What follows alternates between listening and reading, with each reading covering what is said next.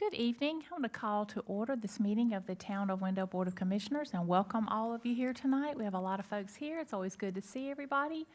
We appreciate you being here. At the Pledge of Allegiance tonight, we're going to be led by Wendell Police Captain Justin Loy. Good evening. Good evening. I pledge allegiance to the flag of the United States of America and to the republic for which it stands, one nation, under God, indivisible, with liberty and justice for all.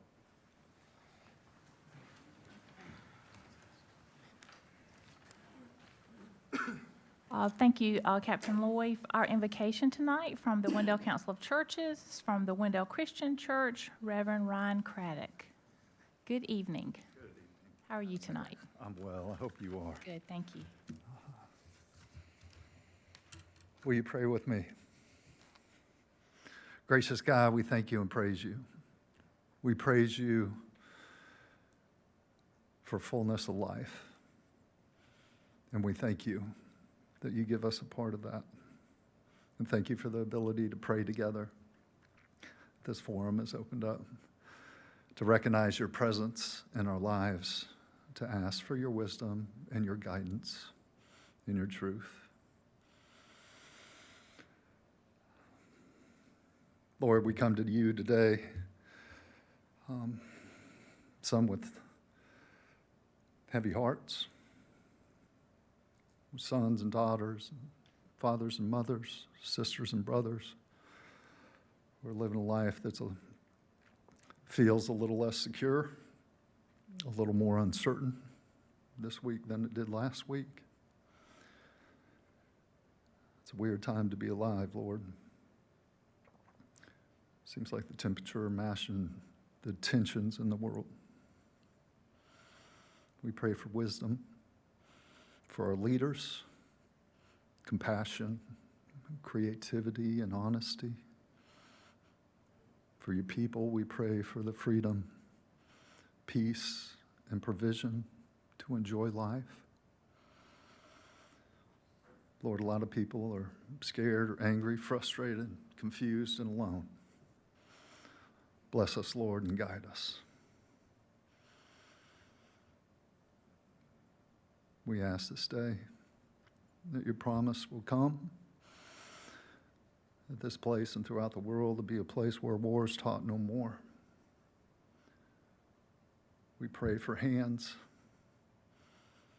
that would heal rather than hurt, for tools that would build rather than destroy, for minds that would envision more heaven and less hell, for hearts that would rather be broken than to break others. You know what's going on, Lord, and we're experiencing a lot of this for our first times. You took the worst the world had to offer, and you responded with the biggest blessing the world could ever imagine.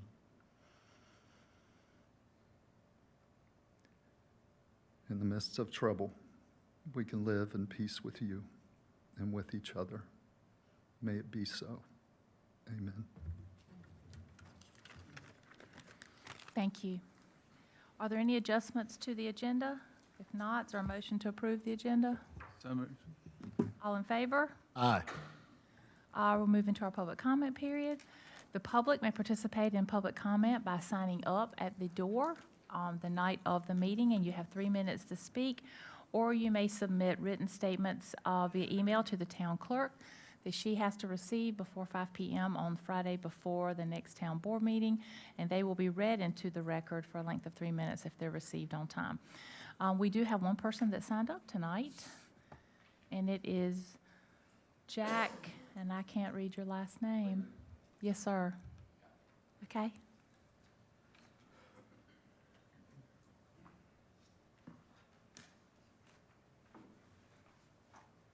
Give me your name and your address, please, for the record. John Freeman, 8209 Pool Road, on the farm at 1601 Martin Pond Road. And before I get into this, I want to thank y'all for allowing Wake Med to come to Wendell Falls. We really needed it this past week, and they were fantastic. The people, employees there were so nice to us, and then we went to the Big Med.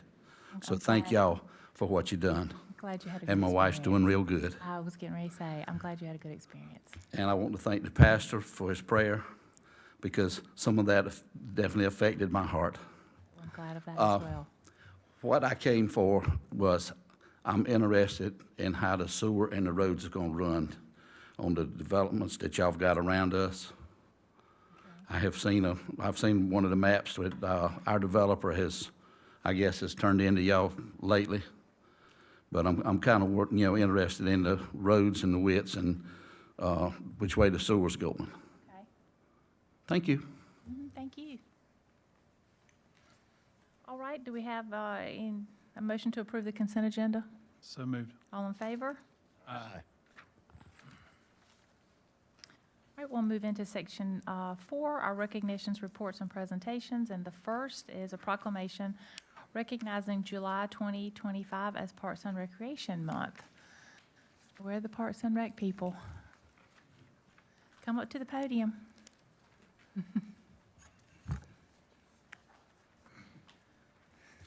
All right.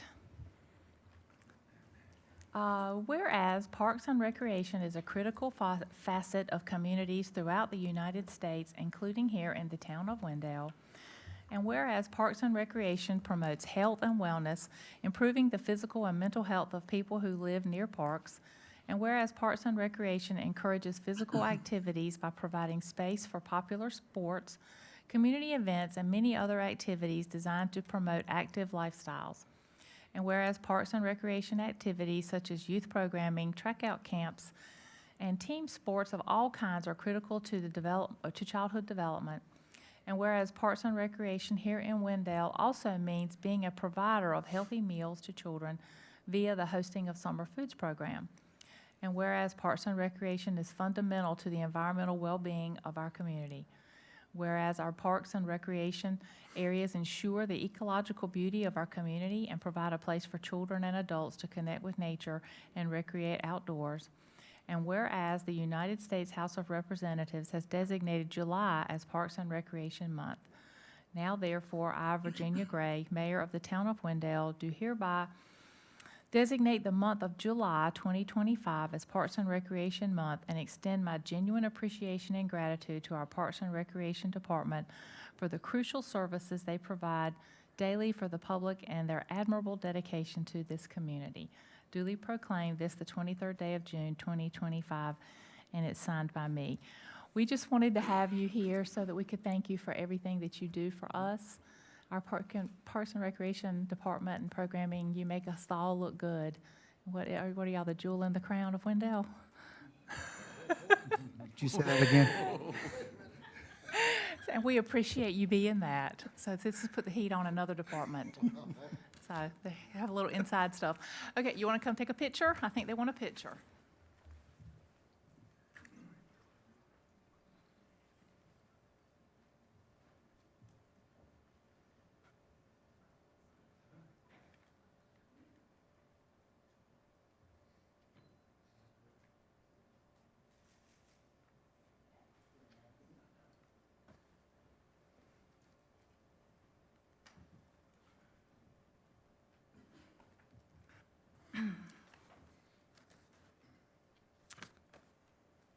Our next item, item 4B, is a presentation of the Parks and Recreation programs and projects. We're going to hear from our director, Jeff Pulaski. All right, Madam Mayor, it's a nice segue into my presentation today, which is basically our year-end review. So here's kind of the things we'll be talking about is an activity update from last year, upcoming registrations, capital project updates, and other things that we are working on. So first off, this is our adult athletics numbers.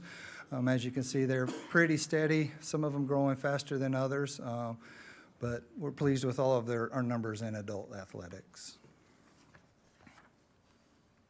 Youth athletics, quite a boom in this group in a lot of age groups. Our spring soccer was about where we were last year. Spring baseball saw an increase, softball saw an increase. T-ball, we did see a slight downturn on. Fall ball was up this past year, which is nice. Fall softball was down, if you notice, probably by one whole team's worth of girls that are playing with me now, travel ball. Fall T-ball was up, though, which is really nice to see in soccer, which we have a new complex getting ready to be constructed, which is going to help those numbers out with facilities and ball fields. All right, so these are the current programs that we're offering at the Wendell Community Center. We do have a new dance company that is SC Dance. They're in our gym or in activity rooms Mondays, Tuesdays, and Wednesdays. Our Zumba Mixed Fit, which is Tuesday and Thursday evenings. Senior Zumba, which is every Friday, followed by a senior drumming class on Friday. A new program this year through the Senior Center is our Senior Tai Chi, which is held on Tuesdays. Our Community Garden, which is doing well and already producing some vegetables. We have our our pickleball on Fridays indoor. They're back inside. Once the new pickleball courts were built and it was cooler, they had kind of moved outdoors, but they're definitely back inside again with the temperatures. We have our senior walk-in Monday through Friday from 7 a.m. to 10 a.m. And then our tennis and pickleball lessons, which are ran through Tennis Block. New slide for this year, and one of the most exciting things that we've got going on are all of the Eastern Wake Senior Center programs. So as you can see, that's a long list of amazing programs. Lauren's done an awesome job with the Senior Center. She's brought back a lot of programs that had been done away with due to funding, and she's also added some new things as well.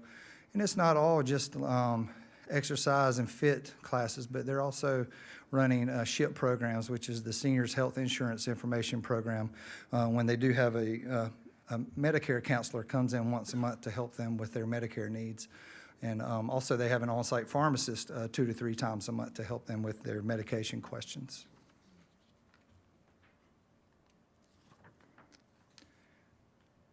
All right, these are our current community center camps and services that we're offering.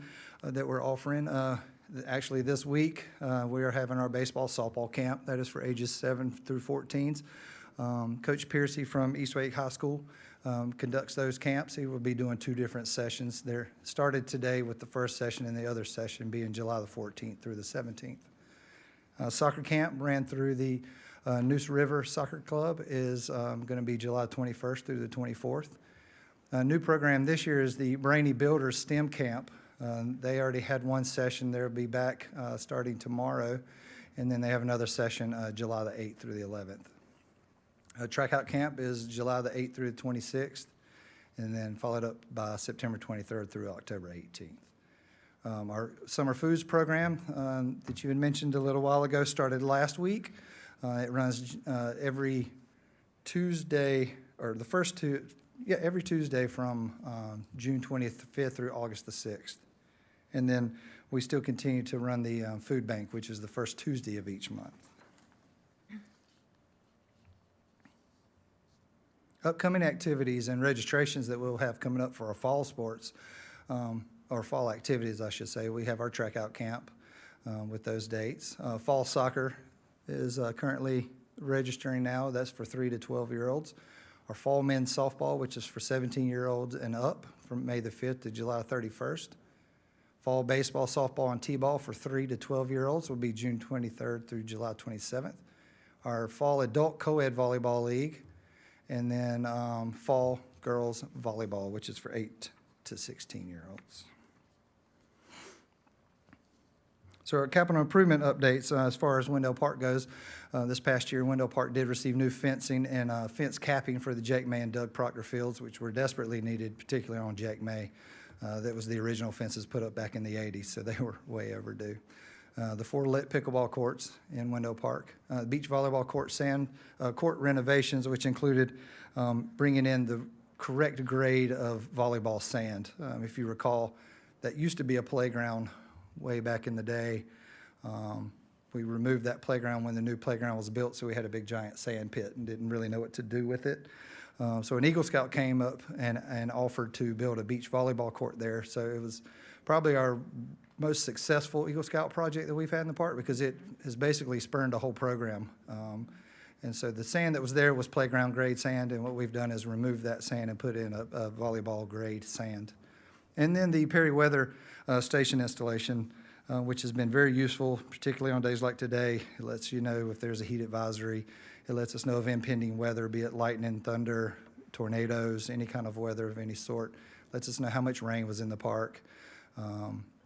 And it's a great system to have, especially for the safety of people that are just happen to be out and about on the playground, that they can be alerted to any imposing weather. Well, we did also have one installed at Hollybrook Park as well. Our capital projects update. Hollybrook Park completed construction and opened in 2025. Buffalo Creek Greenway design completed, and staff is preparing for construction bidding. Main Street Greenway design completed, and the contractor selection is in progress. Actually, we found today we've got that bid in, and we'll be discussing that at a meeting with staff. The Wendell Athletic Field Complex design is complete, and staff is preparing for construction bidding. And then the Carver Community Center at Pleasant Grove, the design is complete and construction scheduled for 2025. All right, so what else are we working on? The new recreation center design is in fiscal year 2026 with construction beginning in 27. The neighborhood park on Main Street design is currently being done by Surface with the construction in fiscal year 2026. And then the updated Parks and Recreation Comprehensive Master Plan was approved in the budget for fiscal year 2026. Do you have any questions for me? Any questions from the board? I do have a quick question. Is there a way for the weather information? Is there a real-time access to that, or do you have to Yeah, register? we have a link on the website. Where's Tyler? Yeah, Tyler has it linked from our Parks and Rec website. We have a login, and it is on the town website. If you go to the Parks and Rec page, it is up there live. Okay, cool, thank you. Yep. Anything else? All right, thank you. Thank you. Exciting things happening. All right, item 4C is our stormwater management plan presentation for the Town of Wendell stormwater permit. Good evening, Madam Mayor and Board of Commissioners. Good I have evening. a short presentation Okay, with update to the public on the components of the National Pollutant Elimination Discharge System, permit required by the federal government under the Clean Water Act that is enforced by the state through the North Carolina Department of Environmental Quality. The Town of Wendell successfully submitted the stormwater management plan to NCDEQ approval. The state is in the process of reviewing all municipal stormwater programs and provides feedback in the form of NOVs to municipalities and on deficiencies. After review and acknowledgement that all previous NOVs, notice of violations, were satisfied, NCDEQ has approved the town for the next 5-year MS4 Phase 2 permit. Very exciting, very exciting. I'm gonna go over a few things, mine ain't gonna be as long as Jeff's. Stormwater management plan approved by NCDEQ on 08, April 2025. These are the 6 minimum control measures for compliance with the MS4 permit: public education and outreach, public involvement and participation, illicit discharge and detection and elimination, construction site runoff, post-construction site runoff control, pollution prevention, and good housekeeping. These are some of the things we did the last year to get to this point. Our public education outreach with East Wake and the community track out, Wendell Community Track Out, public involvement and participation, Harvest Festival. We had our Creek Week that we had for our litter pickup, the Wendell Rotary Club litter sweep on the same week. We get involved with the neighborhood cleanups and do outreach and education to the public there. Then our illicit discharge detection elimination. The council approved the ordinance in the new ordinance that we did last year in April. We've established a stormwater hotline that's monitored 24/7 by the stormwater administrator, myself, and the town engineer. Construction site runoff control is performed by us by Wake County with an ILA. Post-construction site runoff control measures and handoff processes developed. Control measure annual inspection process developed. Pollution and prevention, good housekeeping. Facility response plans, spill response plans, and town employee training. Another thing we did was the implementation of conveyance pipe inspections during construction, which has been very helpful. So we got good stuff before we take it over. And our last piece is we've redeveloped our webpage to launch somewhere in the next 2 weeks, hopefully, once we get all the documents tied to it. Any questions? Any questions from the board? Madam Mayor, just a comment. Yeah. This is, comes across, if you're watching from home, like no big deal. They have a stormwater permit, and that's probably a good thing for them to have since the state says they have to have it. But if you've looked around town for the past 2.5 years, really, you'll see guys that have been halfway in and out of stormwater drains and sometimes cutting in and out of streets, cleaning stuff up on the sides of the roads. But it's been a long effort to get, our stormwater program up and running within Parks and, or excuse me, within, not everything's in Parks and Rec, within Public Works, but to have that up and running, to have the state weigh in and you know, weigh in on all those previous NOVs and then weigh in on our future is something that you guys should be proud of, and certainly as a community, when we have questions about all these other things, I appreciate you hitting all of the stuff that we're doing every day now, and it's appreciated. Yeah, I agree. People don't realize the obligation that's been placed on us very recently, honestly, in reality of how we have to maintain all that. And y'all really hit it hard and doing a great job. We appreciate it. Anyone else? All right, thank you very much. All right, item 4D is the May 2025 monthly financial report. Is that just available if we have any questions? Is that?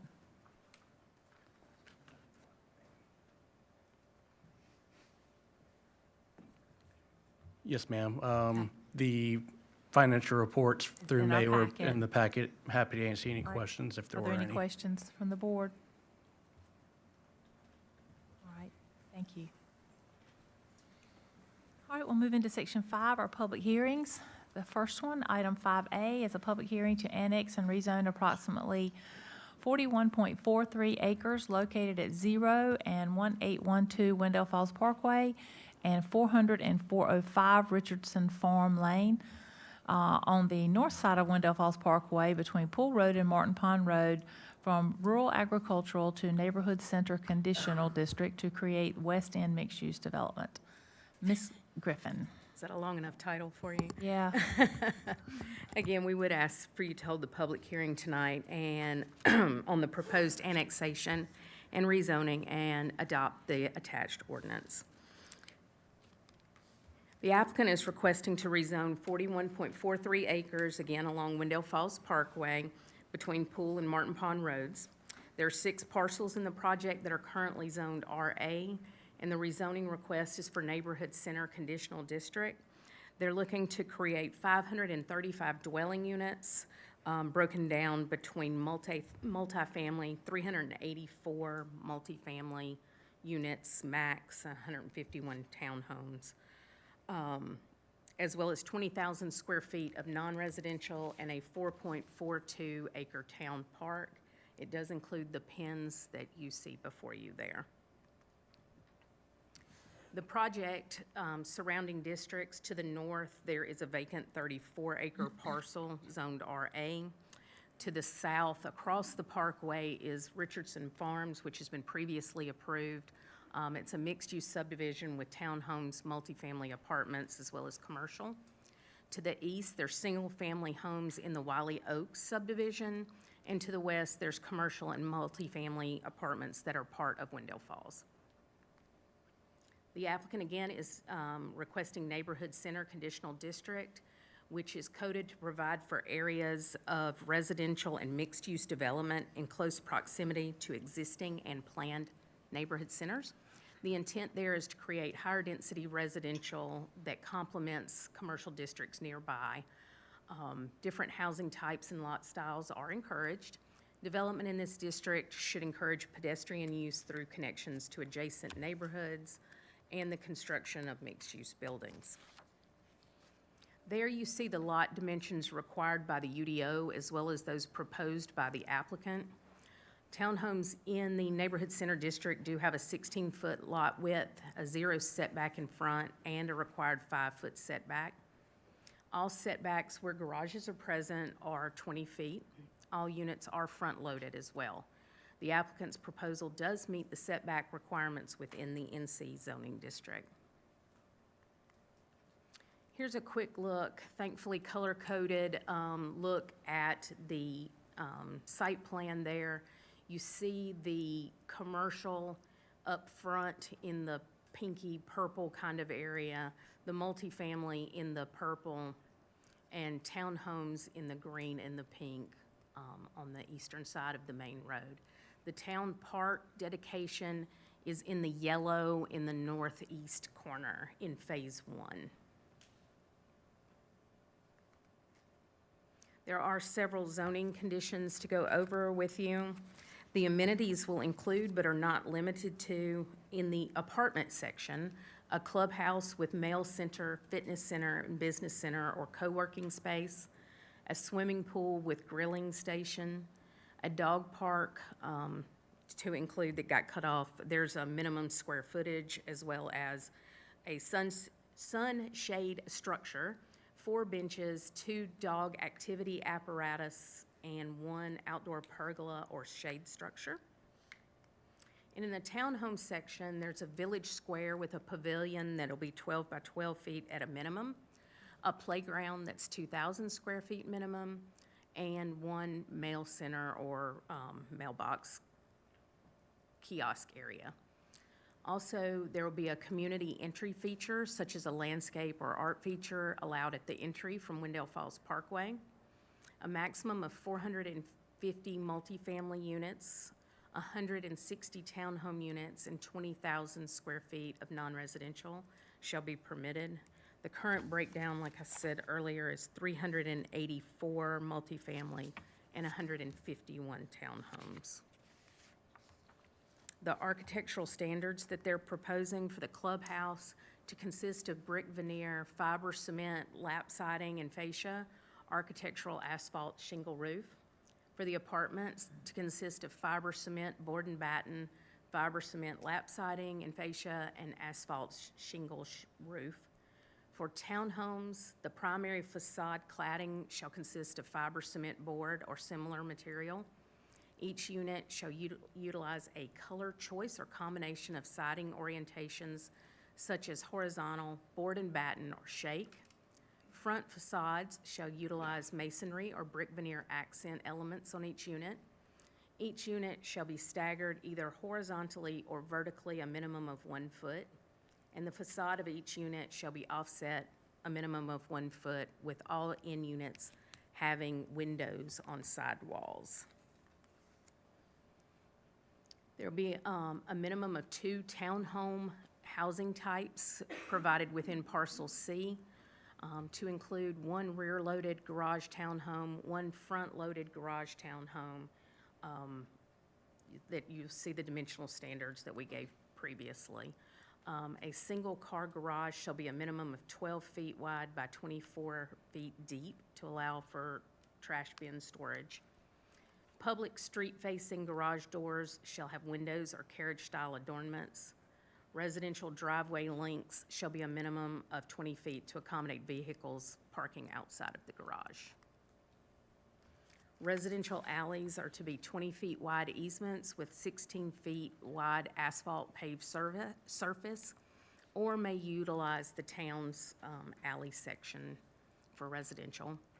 Parcel A, the non-residential portion of the property, shall include a 20-foot wide gateway overlay street yard consisting of 4-foot high decorative split rail fence with masonry columns and plantings installed at a minimum rate of 3 canopy trees or 6 understory trees and 12 shrubs per 100 linear feet. Existing plantings may be used to meet the gateway overlay buffer required along Wendell Falls, if any exist, that meet those requirements. In lieu of a 40-foot Type B gateway buffer, Parcel C, the townhome portion of the property, shall include a modified 20-foot wide gateway overlay street yard consisting of the 4-foot high decorative split rail fence with masonry columns, and again, plantings at a rate of 3 canopy trees or 6 understory trees and 12 shrubs per 100 linear feet. A portion of the property located in the northeast corner of the assemblage, as identified on the plans as Open Space Tract D, which is about 4.5 acres, shall be dedicated to the town for use as open space. The 10-foot multi-use path shall be extended into the site along the residential main street that connects Wendell Falls Parkway to the open space at the northeast portion of the site. The path may utilize the public access easement along the property frontage to accommodate the full 10-foot wide path section. We have done that in the past when things won't all be accommodated in the right-of-way. We have used an easement in those instances. The subject property shall reserve the right to utilize a portion of the path and public access easement for property maintenance for items such as the proposed stormwater facility. Dwelling multifamily as well as townhomes will be permitted by right without a special use permit. For townhomes abutting the eastern property line against Wiley Oaks, the rear yard setback shall be 15 feet. In lieu of 15,600 square feet of improved open space in the townhome area and 26,850 square feet of improved open space in the multifamily area, the developer will dedicate 192,211 square feet of parkland to the town. If the unit count increases to the maximum that are listed in condition 3, the developer shall receive improved open space credit up to that 196,211. The parkland dedication will occur in phase 1. The developer will pay a fee in lieu for a playground and pavilion for the townhome area to be constructed in the dedicated parkland. The town must commence construction of a park, including the playground and pavilion, within 2 years of the land dedication, or a fee in lieu shall be refunded to the developer. For environmental, the applicant will need to obtain stormwater and sedimentation erosion control permits from Wake County before any site work can commence. The proposed plans do show 2 stormwater control measures on the site. For buffers, there is a 20-foot type B buffer along the eastern and western property lines, since the townhomes are more intense than the single-family homes. There's also a 20-foot required City of Raleigh utility easement. This provides 40 feet from the common property line with Wiley Oaks before the townhome lots will begin. And then there's a 15-foot setback on top of that. So you're looking at 55 feet from the property line with Wiley Oaks until there is the rear of a unit, a townhome unit, on that eastern side. There is a 10-foot buffer on the northern property line as required, and the proposed development plan does include street tree plantings along Wendell Falls Parkway, as well as interior streets as required by the UDO.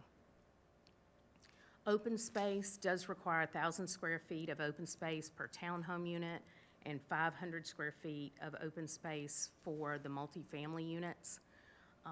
Up to 25% of that needs to be improved, of which 1/3 needs to be considered active. So the proposed development plan before you needs a minimum of 343,000 square feet of open space.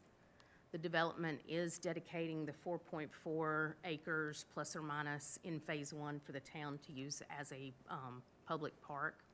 The developer is asking again through the condition 16 that we just went over to pay a fee in lieu for the playground and pavilion for the townhome area that will be constructed in the town park, and ask that the town commence construction on that within 2 years of the land dedication.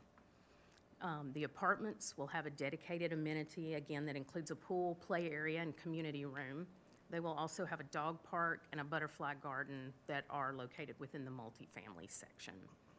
The townhome portion of the development will have a centralized amenity that includes a dog park, benches, and a paved walking path. The site has a stream protected by a Neuse River riparian buffer that runs across the northern section of the site. And the plan does show 4 phases. Phase 1 includes site infrastructure as well as the park dedication. Phase 2 is townhomes and commercial lots. And phase 3 would include the remaining townhomes, with phase 4 being the multifamily housing units. A transportation impact analysis is required for projects that generate more than 100 peak hour AM or peak hour PM trip. This development is projected to have 233 peak hour AM trips and 321 peak hour PM trips. The applicant is dedicating the right-of-way to complete their half of the 110-foot right-of-way along Wendell Falls Parkway. The TIA does call for an additional full lane along the frontage of the development, which they are showing on their plan. There are 3 access points from Wendell Falls Parkway into the site. There will be a right turn lane with 50 feet of queuing at Site Drive 1, which is a right-in, right-out only. Site Drive 2 will be a right-in, right-out only, and will have full movement in the right lane of Wendell Falls Parkway as they turn there. Site Drive 3 at the existing Zoso Avenue is a signalized intersection, or is to be a signalized intersection with Richardson Farms, and therefore has full access for ingress and egress. That intersection signal was included in the Richardson Farms project TIA that came before you about a year ago, I think. There is the 10-foot multi-use path that extends along the frontage of the property as all of the developments along the parkway that we've been asking. It does turn and go north throughout the site and back to the parkland dedication area. There you see the TIA improvements as called for, and as we just went over there, along with the 3 site drives off Wendell Falls Parkway. Blueprint Wendell 2030 does classify the 3 westernmost parcels as Activity Center 2 and the 3 eastern parcels as medium residential 2. Attached single-family townhomes are called for in both Activity Center 2 and medium residential 2 place types. Multifamily apartments are suggested use within the Activity Center 2 place types. Commercial businesses are also suggested within that Activity Center 2 place type. The overall density of the project is 12.91 units per acre, while the portions of the project designated as MR2 have a density of 7.08 units per acre. Medium residential 2 does have a density threshold between 4 and 8 units per acre, so it does fall within the recommended density for that area. There you see a description of both the Activity Center 2 place type as well as the medium residential living 2 place type.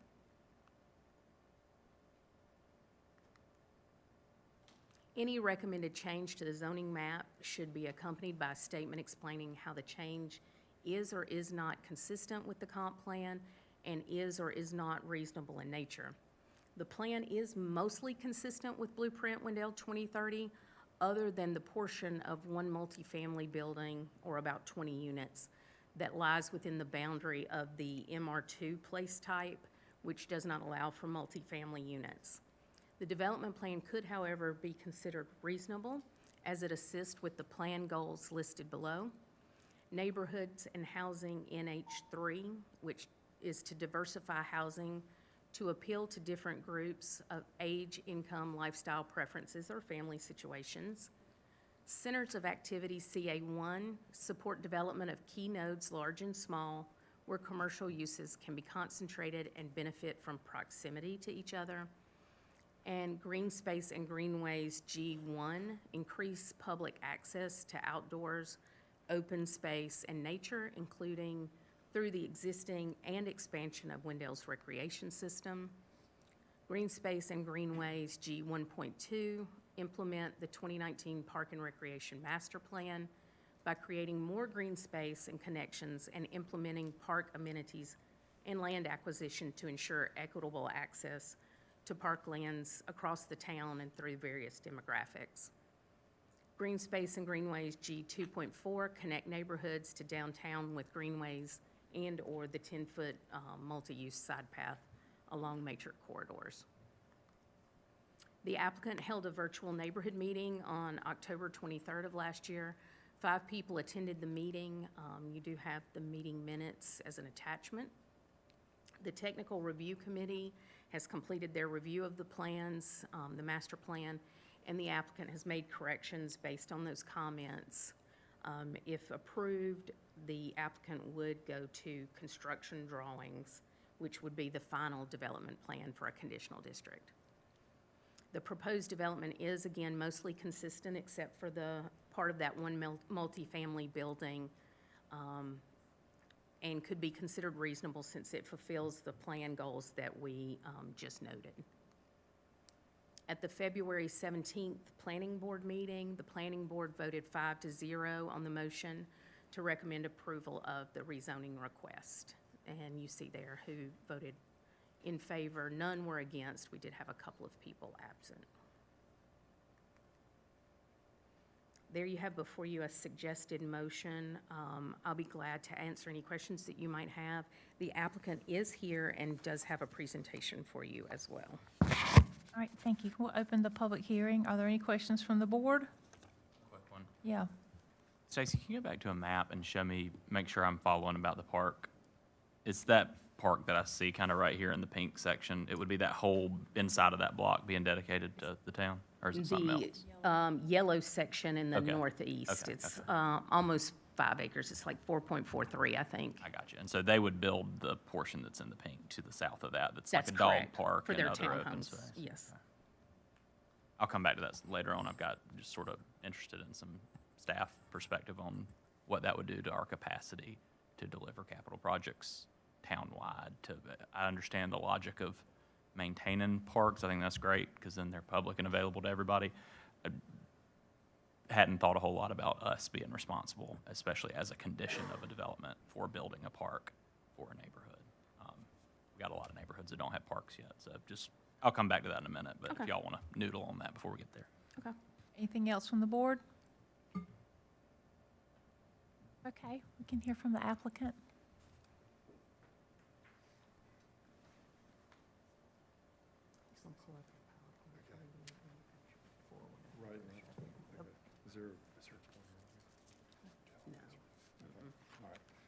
I'll use words. Thanks. Good evening, Mayor and Town Council. My name is Rob Bailey, R&R Development, 1611 Jones Franklin Road, Raleigh. Thanks for allowing this opportunity to present this project to y'all. We've been working on this for just over 2 years now. Had a bunch of hurdles with neighboring development and just kind of slowed things down for us, but staff has been wonderful, and I feel like we've got a great plan here.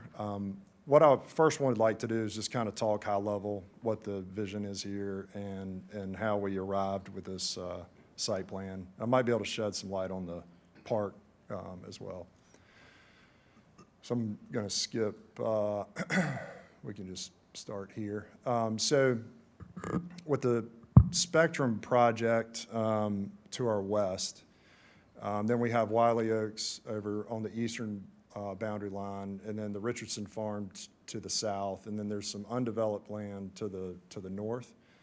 And trying to figure out the highest and best use for this property, obviously, or one of the things that was taken into consideration is on the Spectrum project, just to our west, there's a line of commercial out parcels along there. And so we felt like continuing that along our western border made the most sense. I think that gives some continuity with the commercial there at that intersection. Obviously, the traffic light that's going to be installed as part of the Richardson Farms project, it makes the commercial more conducive in that location as well. The apartments, so with the Spectrum apartments on the west side as well, we felt like transitioning from the higher density to the west to the lower density on the east as we progress across the property towards Wiley Oaks.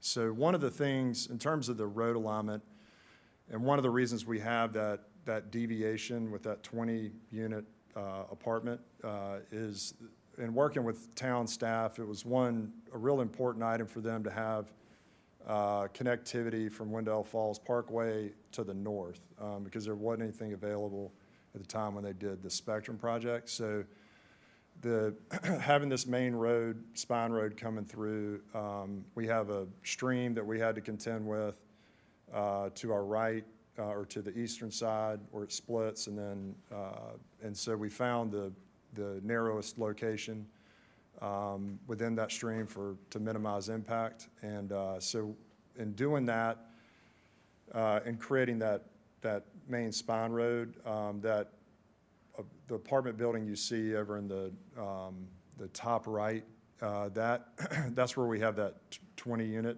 deviation. We tried to fit some townhomes in there. The configuration of that property and the odd shape, the best use there was for that apartment. So the driving factor in having that deviation is really that spine road, and then just the configuration of those streams.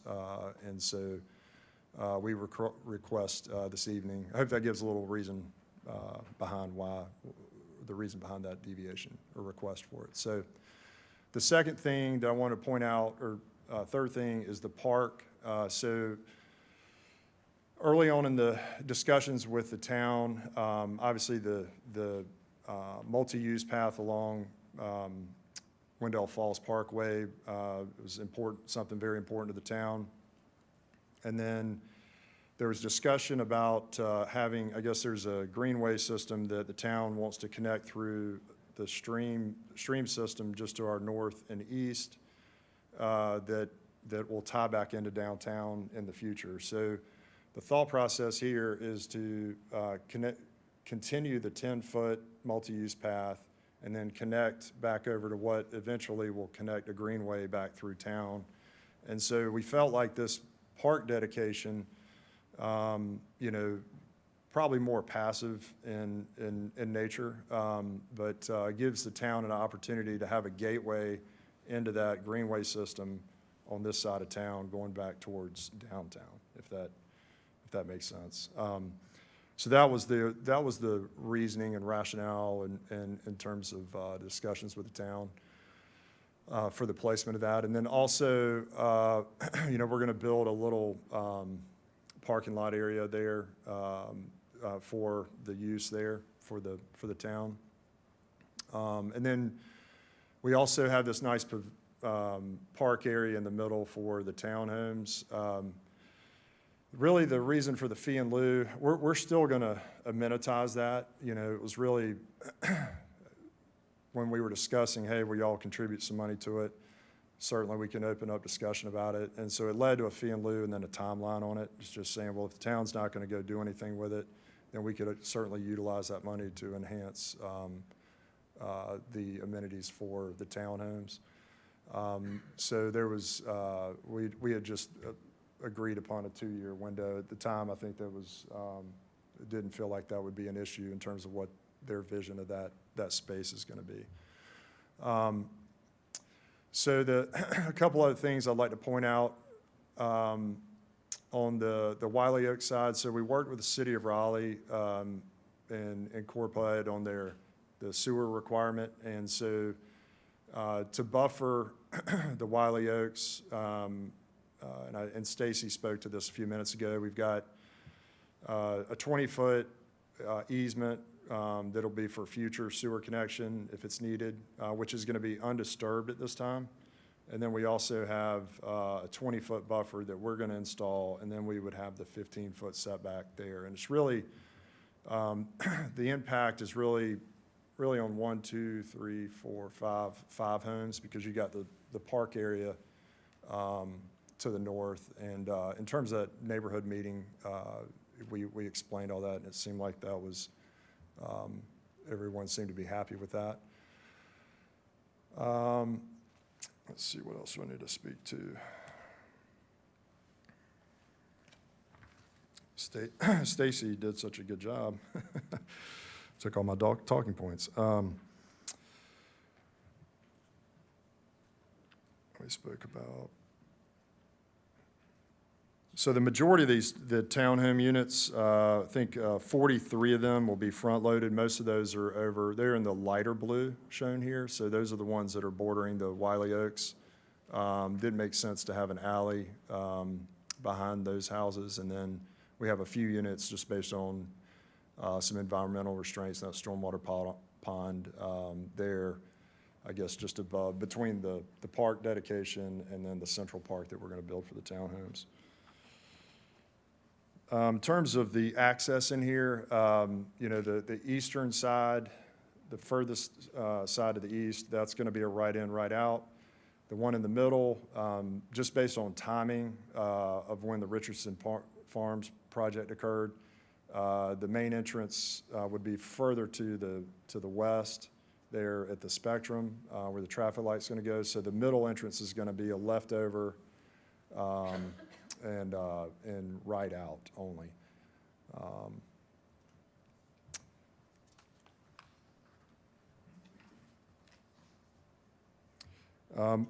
Just in closing, we believe this project aligns with the community's vision and contributes positively to Wendell's future.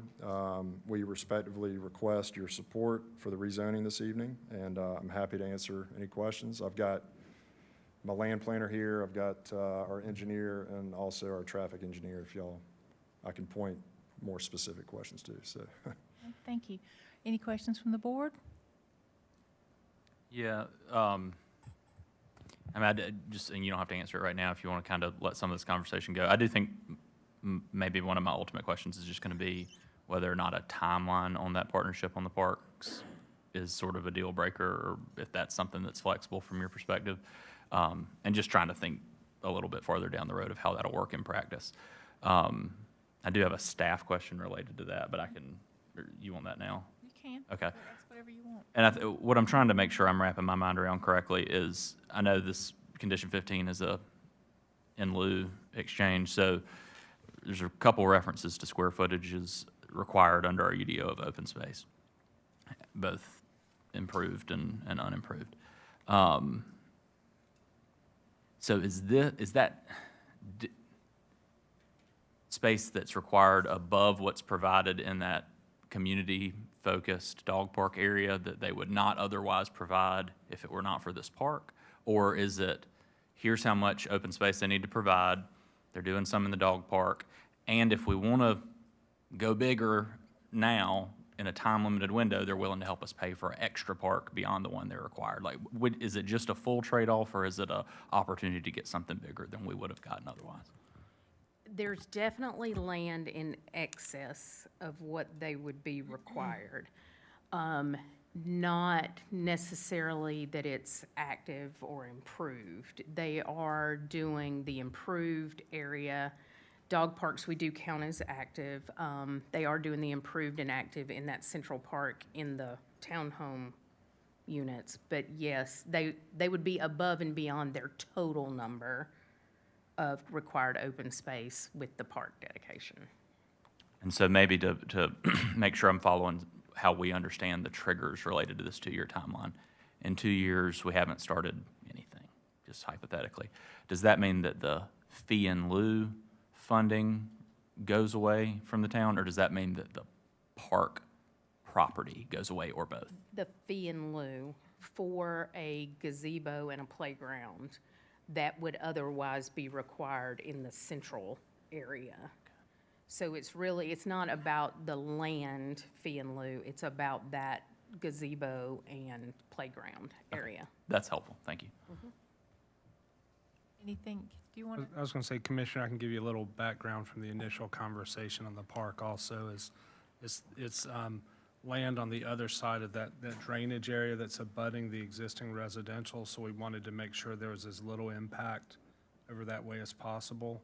It was actually more important to get the parking trailhead and ADA accessible access to and through that property to connect potential greenway to the north, where there's developments that have been prior approved that have dedicated greenways along the Duke Power easement and back. So we're trying to get that connection back off of Wendell Falls for an alternate recreation route.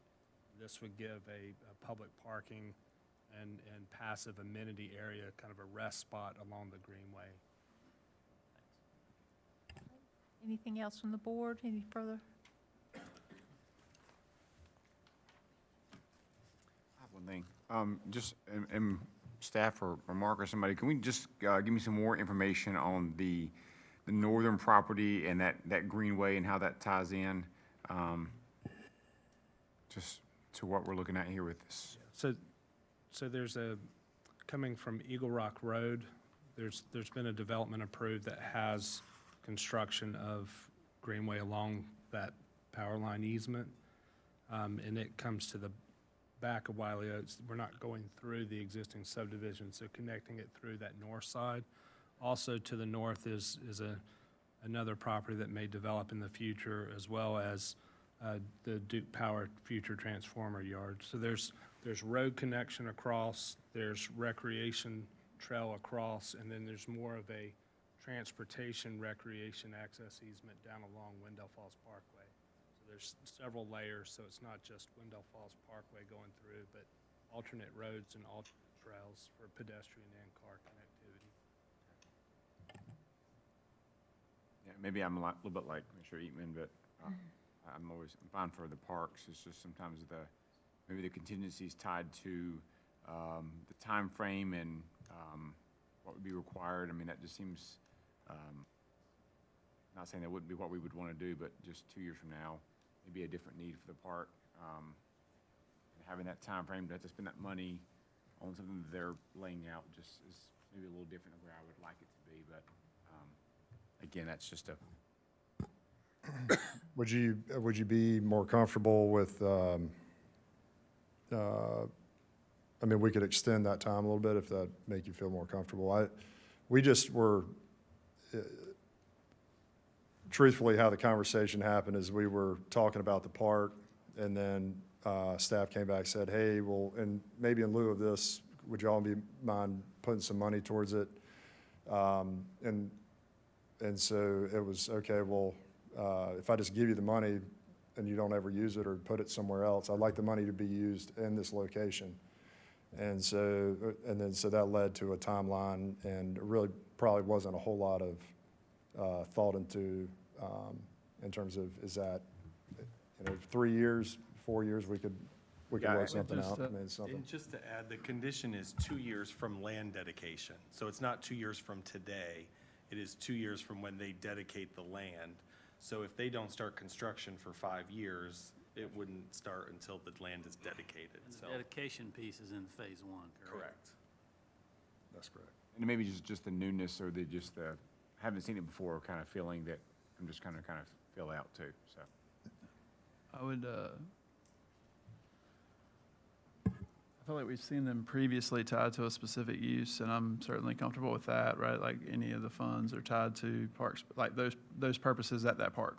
And I'm certainly comfortable with that. What I would say is that we do, well, you can look out that window, we do parks well here, but we do it because we have a very structured plan. And so I think that's the apprehension you're hearing here is not anything to do with this. It's like, oh, no, you're 2 years out in our capital plan. We don't want to pinch because you decide to move, to Brian's point, in a year that's not. So I don't have an issue with tying it to that, and I think that's perfectly fine.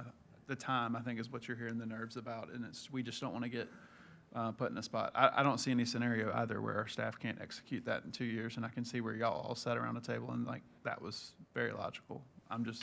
What I hear is the nerves, and the nerves is, we're told all the time, do not, the plan is, the plan is good, and we do not want to inhibit ourselves from. As a reminder, the town y'all did fund the Parks and Recreation Master Plan update to be initiated the fiscal year that starts July 1st. Yeah. So we will have an updated plan well before executing. The 2 items that they're providing a fee in lieu for would be needed for this neighborhood. So it's more of a small pocket park or neighborhood park. Playground and pavilion facility would be what this neighborhood needs for their open space needs. So we're trying, instead of to exacerbate with new growth and a deficit from the older parts of town, to make sure that development's paying their way in these spaces and providing the amenities that are immediately needed. And we have additional land that if the town wants to do more in the future, we can. I think the timing was more of a timing to do in step with development so that the amenities will be in place when the development's in place, so that we're not creating additional deficit on other parts of town. Anything else from the board? I've got a couple of questions, but I'll wait, let it pan out a little bit. I might get them answered. Okay. And I'll just to answer your question, yes, I think, I think, did you say 5? A little bit longer probably help. That's what you're hearing from all of us. If there's a level of comfort, if y'all want to think about that for a second and if that's comfortable. You know, The other is thing there a that, way real to quick, structure that? Go ahead. that I think is maybe the more important thing for me, than is I'm sort of satisfied with most of what I've heard about timeline, is making sure that in the worst case scenario that we're all agreeing we hopefully won't have to have, hate to have to plan around that, but that's kind of how this works. That if that fee in lieu funding reverts to the neighborhood or, away from the town, that it still gets invested in the neighborhood. It's what I heard you say is your intent, go invest in Correct, the amenities yeah. that would otherwise be where you would have built them to start with before we said, hey, why don't you put them over here to connect with our greenway system? Yes. So appreciate you entertaining us on that, and I hope that's where we end up. But I think what I'm really and I think I've heard this certainly as the intent, as long as staff and y'all are all comfortable, and I've said it out loud, this is where we're going, as long as the money stays in the neighborhood, whether it's on this town parcel in the back or somewhere else that's on HOA-owned property, but the amenities end up getting built and the money gets invested in the property for amenities wherever they are, I'm good. And I think that as long as everybody agrees that that is what the intent is, even I guess what I'm saying is I don't think it's explicitly spelled out the mechanism for how that fee in lieu and the deadline would work. And so as long as that's how we're understanding it to be contemplated, then I'm probably pretty decent. I think we're 100% on the same page. I think there's, I'm just trying to think of a way to craft, is there a way to craft some language to say that we'll negotiate this and figure this out during the CD process instead of, because I'd rather look at it logically and have time to really think about it. So we could just agree that there will be a time limit that'll be put on it to be agreed upon during the CD review. I'm happy with that because it's just. Typically, any dedication of the road and improvements would be brought back to the board, so they would have to accept the land as public land at the point of improvement. And so there's a future board action in which we can have that agreement in place, much like their fee in lieu approvals in the past. That's perfect, yeah. Yeah. Anything else from the board? All right. Let's see if there's any citizens that are here tonight that would like to speak in favor of or in opposition to the project. Step forward. Okay, yes, ma'am, come up here and give me your name and address, please.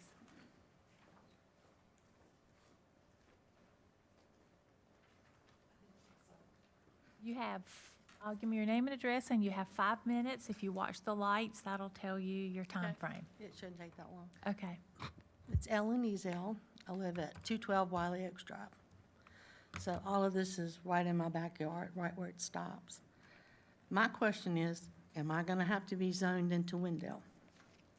I have well water. My well water is already lower since all the construction's been around anyway.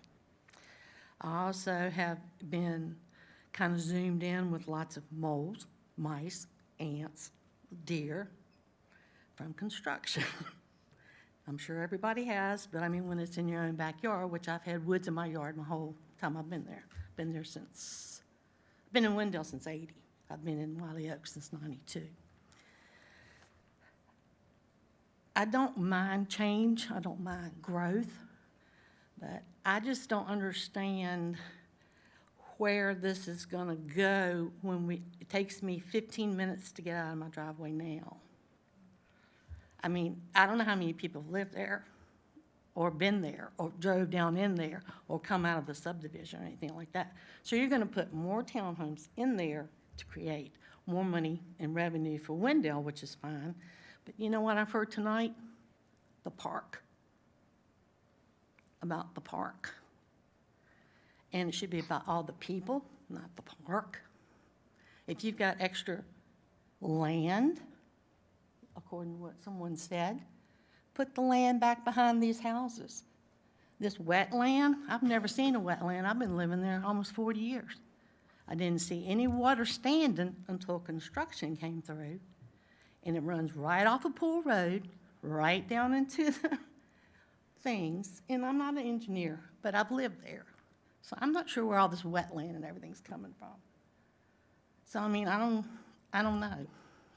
I don't mind change. I've always wanted change for Wendell. But I don't see the infrastructure supporting what you're saying on this picture from that being in my backyard. You know, I just don't see it. Wendell Falls came and all the 4-lane highway, everything just flowed real fine. It's 2 lanes coming into Wendell, 2 lanes coming from Pool Road. It's people that stop and wait there a long time. The traffic backs up from the 4-way intersection that has a stoplight where everybody said, you'll never need a stoplight there. And now they're backed all the way back up to the stoplight at Wendell Falls. They used the turning lane for a passing lane. It's not as safe and it's not as, I just don't understand the growth need there. Not just because it's my land. I don't see it. You've got apartments going up everywhere. You put apartment, how many people can you put in an apartment? Where's the grocery store? Where's the school? Where's the roads? Where's the gas stations? Where's the churches? Where are they? I just don't see it. You people deal in it every day. I live in it every day. Dealing and living are 2 different things. I don't support it. It won't make any difference, my one little voice, but I don't support it. And I hope you get your park, and I hope you get your money right for the park, because that seems to be important. And also a dog park, and I have dogs. Thank you. Anyone else?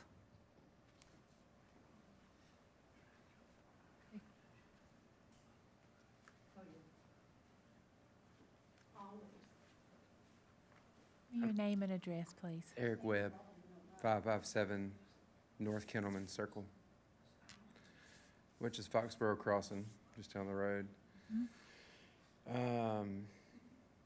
My primary concern is deforestation. Lots of wild coyotes in my backyard now. You know, I grew up in the country on 22 acres in a log cabin east of here. And so what I want to share is the concern about our local ecology, and I appreciate that we pay caution to making sure we're putting back the homes that we're destroying for the animals. When NC State Biological Sciences, Business Administration, work at the bank, right? But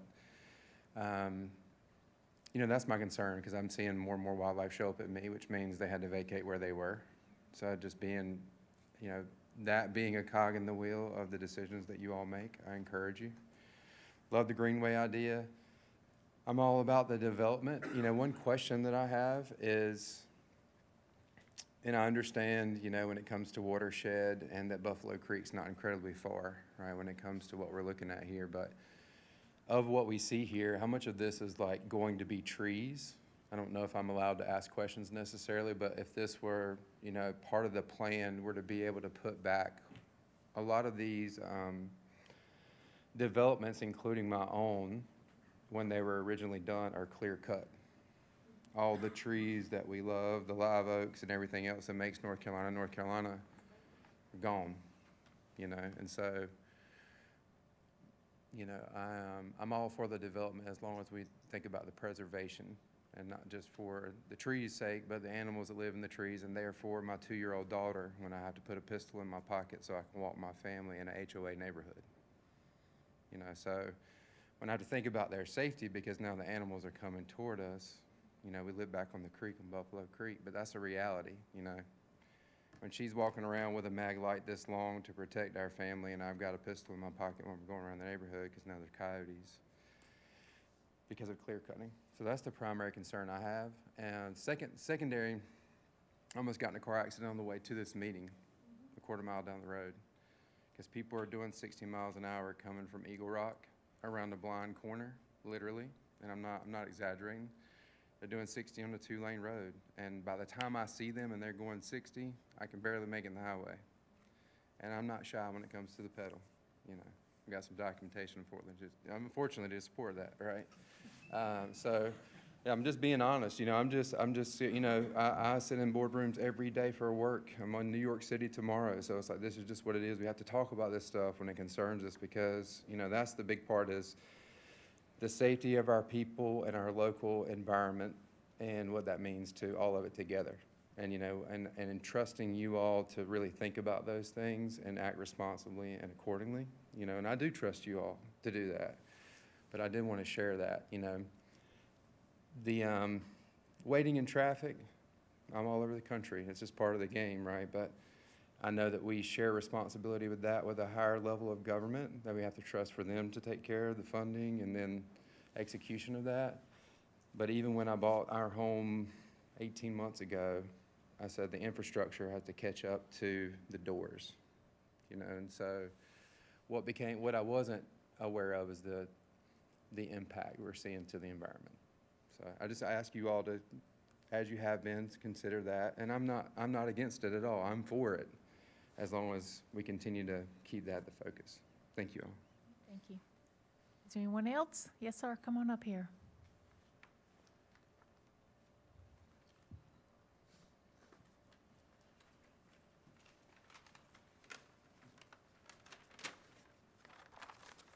John Freeman, 8209 Pool Road. I spoke a few minutes ago.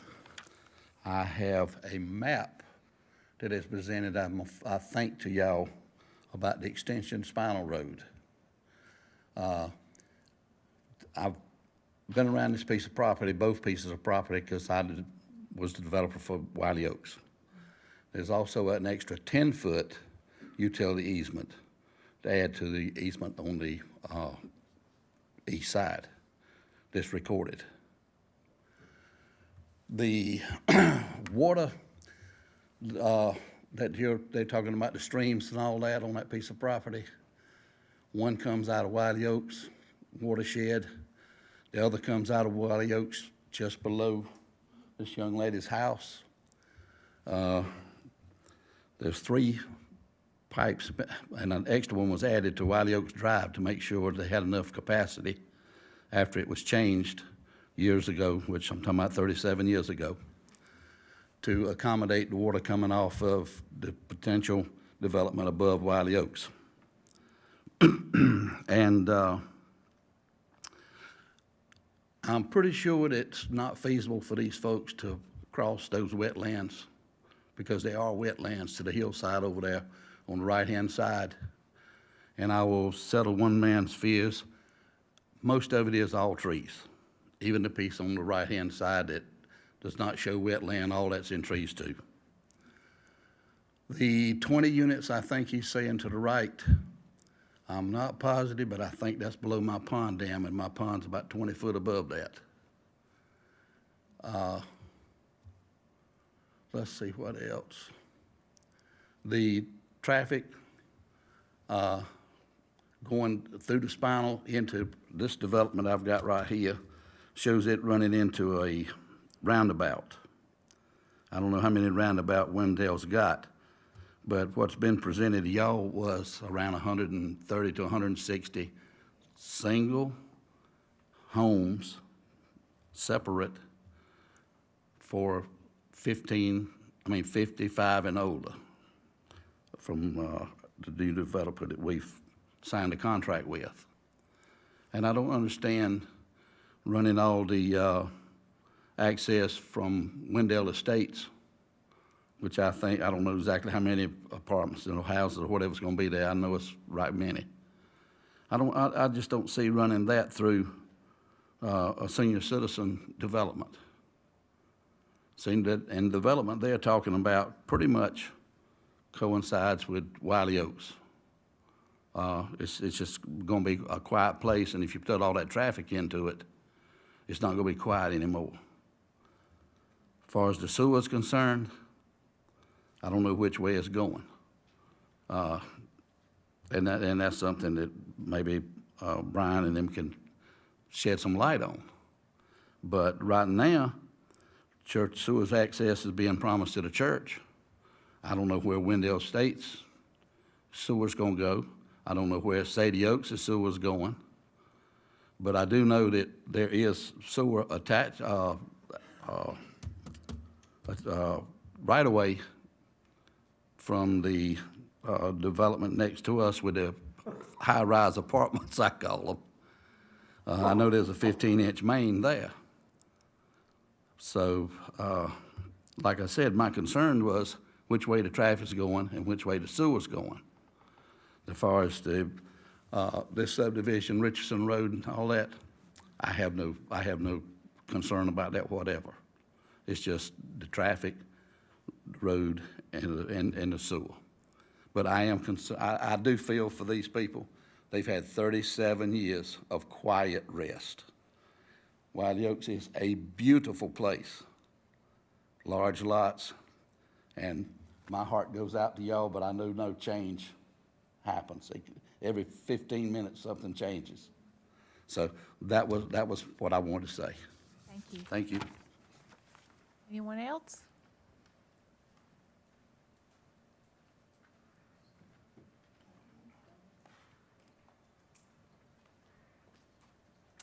Yeah, doing Bradley Barham, 125 Wendell Falls Parkway. Seems like we were talking 2 weeks ago about a much bigger version of the same thing. Luckily, I don't think we're going to be here for 5.5 hours tonight. There's not that many more people to talk. I'm here to say the same thing that was echoed by 32 people last week. Nobody wants townhomes. Nobody wants apartments. I haven't talked to a single person. The last probably month and a half, my inbox has been inundated with citizens here in Wendell texting me, thanking me for speaking up on this kind of stuff. Not a single one of them have been like, hey, shut your mouth, we need these townhomes. I don't see any single family homes. It's all gonna be apartments, it's all gonna be townhomes. And I get it. I moved out here 11 years ago. It used to be once you turned off 264, you went through what was becoming Wendell Falls, and then it was just land, single family homes on these giant tracts of land. And now that whole drive down is already approved. Most of it is approved for development. I've watched them clear all the trees off. I've watched them build all the in-way roads. Not a single thing has changed on Wendell Falls. It's still a 2-lane road, and it's gonna be a 2-lane road. You keep telling us that North Carolina DOT is in charge of that. It's still gonna be a 2-lane road. So from Wendell Falls all the way down to Wendell Boulevard, here over the next 5 to 10 years, what you guys have already approved, it's gonna be a 2-lane road and all of that development. My biggest worry is it's building too fast. You guys have already approved so much, and I get it, change is coming. I'm not gonna be the person that runs it down. I want it, I love it. But it's happening so fast, and you guys are approving everything that comes y'all's way. You're worried about 2 years from now, not having something ready for a park. Why not just wait? Put a pin in it. I know something is going on this tract of land. Why can't it be single-family homes? Why does it have to be townhomes and apartments that nobody wants? We're getting ready to enter back into a buyer's market. And I've watched the townhomes that are already built just sitting there. Nobody's buying them. Nobody's paying $400,000 for a tall and skinny in Wendell, North Carolina. Nobody. And they're just building them. And the only people that care about it are the developers that do not live in Wendell, that keep coming into Wendell and buying these cheap tracts of agriculture, because based off of the history of this board over the last 4 years, it's a yes. Bring it. Bring it all at one time. What's the worst that could happen? I know you guys are getting tired of seeing me, but I'm just here to echo the sentiment of every single resident I've talked to. I haven't talked to a single person that wants this stuff. I want change, I want growth, I just want it in the right way, and I want it to be staggered. And what you guys are setting us up for is 5 to 10 years of chaos. And I'm asking you, I'm not asking you to say no to something on this property forever. I'm just saying put a pin in it until we see what goes on this side, till we see what goes on this side. And then we can plan accordingly, and we can build that greenway instead of having to ask questions 5 years from now when they already own the land and they've already taken back that fee in lieu. You have no choice over that. Just wait and put a pin in it. I'm begging you. The residents of this town trust you guys. Please don't break that trust. Thank you. Thank you. Anyone else?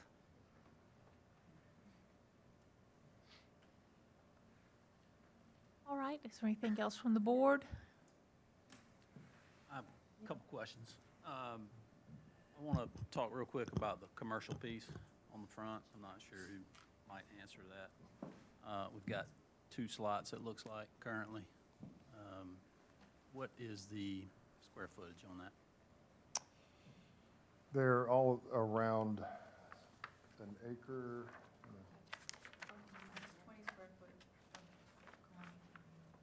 Are you asking the size of the parcels or the? Of the build-out of the commercial, like potential square footage of the, It's up to 20,000. So just depending on what uses, that's total? which businesses it attracts, you know. We don't have anything targeted at this point. And was there conversation, that front apartment building that is beside the Parkway, was there any talk of that being commercial? I think at one time, it's been 2 years, since we first started talking about this. Maybe y'all would remember. I think. Not an aggressive conversation, clearly. I don't remember Okay, the. that's fine. Yeah, context of the. And then you mentioned something about a smaller apartment building. Did I mishear that? Is that? Oh, so the one building to the right of the main drag that goes through, the collector road that goes to the north, the one unit over here to the right, there was a request to be out of a zoning compliance, what was the term? The consistency with a comprehensive plan. So just the far right of that building, like 20 units, is extended into, I guess, y'all's future land use plan is in conflict with it. Commissioner, the land use question on commercial multifamily townhome, one of the long visions of the town is not to have commercial all along Wendell Falls Parkway like in Knightdale. Past boards and some members of current board in past plans and retreats had talked about breaking that up. So around your intersections, you have commercial. On the Wendell Falls portion in Spectrum, there's commercial lots up front with townhomes and multifamily behind. This is the last bit of that commercial node. The Richardson Farms property across the street has commercial at the corner of Martin Pond also, and then apartments, and then townhomes. So you're stepping back from a commercial core at an intersection with density, medium density, and then the single-family homes that the residents are talking about are Wiley Oaks. There's prior single-family large lot homes that aren't in the town but are in the land use fabric in that area. So your density steps back from the intersection to the single-family and then starts back up before you get to Martin Pond. You have the townhomes, you have apartments, you have commercial at the corner, you have the commercial across the corner in Wendell Commons, which has the development agreement the board's considering. The road improvements are under design for 4-lane road on Wendell Falls Parkway now, including turn lanes at that intersection of Eagle Rock and Wendell Falls Parkway. All of that's coordinated with the development currently, but the reason for the commercial and stepping down a density is that's what the board and the community and these property owners have talked about for the last 10 years. And I do want to ask this. I ask this from time to time, but I'm assuming with just the way they look, we're not getting any townhomes that have primary bedrooms downstairs. Is that correct? We are not. They're difficult to build. I understand the yeah. footprint is larger. You know, I understand the math and that kind of thing, but I'll say it, again, for all to hear. I would like to see that product. So, for what it's worth. Yeah. I think, I'm good, Madam Mayor, thank you. Okay. Anything else from the board? Yes, ma'am. Can we speak to the, and this may be for staff, but can we speak to sewer development along these properties? To the gentleman's question about, I know that there's the site development to the south, and I know that sewer access crossing there has been a long conversation of that area. Yeah, you can see the sewer line here through the Spectrum project that's been completed. So actually the sewer, and it's a Raleigh policy that all developments have to extend to the upstream properties. So when development comes in, they do have to stub to the upstream properties. There'll also be this easement back here. So the day comes that the Wiley Oaks homes here, their septic fails, there will be a sewer connection that they could tap into in the back. But the sewer lines are in all of the public streets, same with public water. And then this stub here, whenever this property comes in for development, we've seen sketches, nothing has been submitted. This road will actually extend through that development and connect to Martin Pond and provide another way so that if there's, you know, one of our huge plans is interconnectivity. Street network, sidewalks, multi-use paths, so there's more than one way around. And so that road here, as if this property develops, will cut through, go to Martin Pond, Zoso Ave, which is built in Wendell Falls, Richardson Farm will build this, it stubs to the south, provides those same connectivity for future ways to get around Wendell. So if there is an accident at Martin Pond, traffic does have other ways to get around. We're not reliant on one intersection. And so those are things we've been working on through multitude of developments and town plans. And yes, all the developments along Wendell Falls Parkway that have been approved will have widenings, the parkway will be widened to Jake May and include 4 lanes all the way eventually. And so those plans are in progress either by developers or the town for town projects. Same question, could you speak to, I've heard about the width of, with the city of Raleigh as well as I guess those have a rear set, or those have a front setback. Can you speak to the buffer there and what it, if I'm standing in Wiley Oaks, what I will see when I look out my backyard?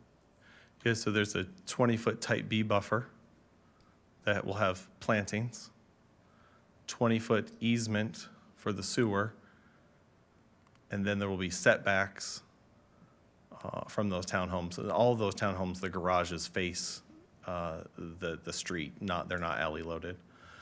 So there will be a minimum 40 feet on the developer's property, and then there's also the rear of the homes on Wiley Oaks as well. So there's 55 feet from property line before anything can get built on those townhome lots, separation.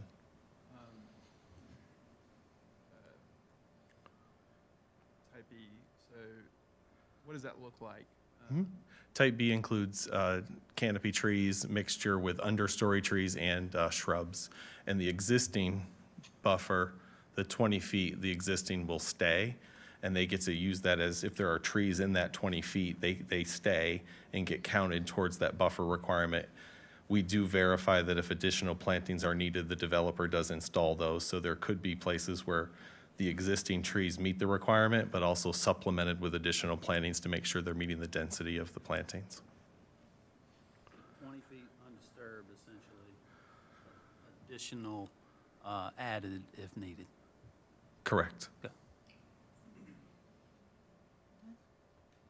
I noted a few things from some of the citizens, and I think with sewer availability and trees has been addressed, but can you speak real quickly into regarding whether or not the neighbors at Wiley Oaks will become part of the town of Wendell? Only if As a- they choose to submit for annexation and want connections to utilities, they would have to request that they be part of the town of Wendell. We do Clear- not do any I want force. to be clear to the mayor's question, though. There's nothing in the development approval Yeah. that requires anybody to become part of the town of Wendell. We cannot legally require that in the state of North Carolina. Just because things are happening around you, it won't Correct. impact you unless that's your choice. Okay. No, ma'am, I'm sorry. You're out of order, I'm sorry. Anything else from the board? For my own clarification, it has to be universal acceptance for anyone or any other subdivision to come in from Wake County, not just one, the whole community would have to say yes, correct? You'd have to ask, I think, our attorney on that. It just depends on when the subdivision was created, from my understanding, and That is connection. largely true. Thank you. It's not 100% true, but it's mostly true. Thank you.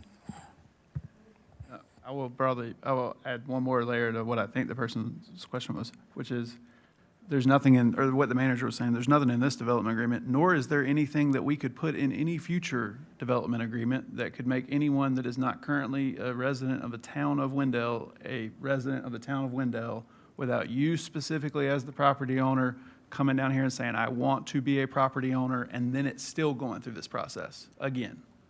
So like, that's not I understand, and there was a time in North Carolina when that was a thing where you would get larger blocks. It changed in 2010 and then 13 and then 15, and it's gotten less and less with the town's control since then. But it's a reasonable question. Thank you. We're not going to just annex you. All right, anything else from the board? I do have one more for the applicant. Thing that's come up in different scenarios recently, it's not come up tonight. Any intention you can share at this point about whether or not it's your intention to make this for these, or for the builder to have these listed on the market individually versus be a build-to-rent product? The townhomes intent of that is to be. I am talking about the townhomes specifically. Yes, is for fee simple. Thank you. Yeah. I believe that was addressed in the neighborhood meeting as well. I think maybe somebody had that question. I think so, yes, yeah. I did have one concern about one of those neighborhood meetings, we brought it up. Affecting the wells, obviously, I fundamentally believe that we don't want to impact what someone else has been doing for 37 years. We want to keep a buffer and maintain that. And I think the question was, in the development process, if you had to blast, would that have any impact on the wells contiguous to this property? And specifically, the answer was, it should not, but no guarantees. So my concern on that language is, but for your actions, if you impact someone's well, I would have a concern. I was speaking to, I'm not a geologist and I can't speak to whether or not a blasting on this site would cause an issue downstream. So it was My reading of those community notes was, the question was, will the blasting cause issue? And the answer was, we don't intend to blast. And so then every question after that was, well, we don't intend to blast. We don't intend to, that was how I read the community notes. that's, I would have to look and see specifically. I don't recall the question specifically, but that sounds right. Thank you. All right, anything else from the board? All right, close the public hearing. Thank you.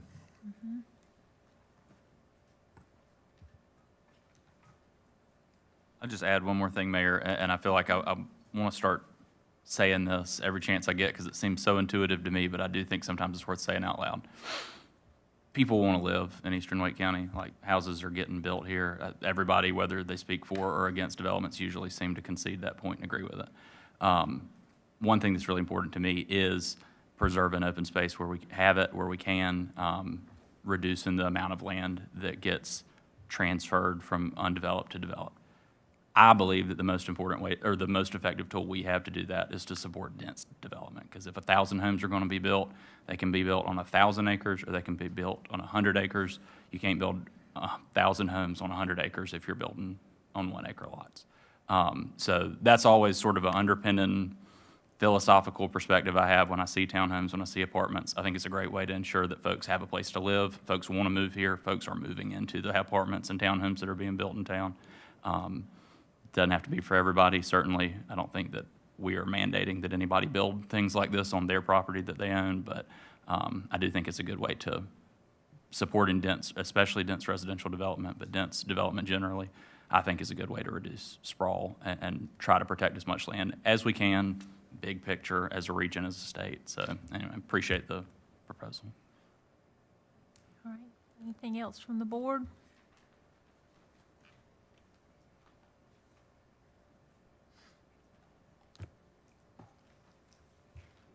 right.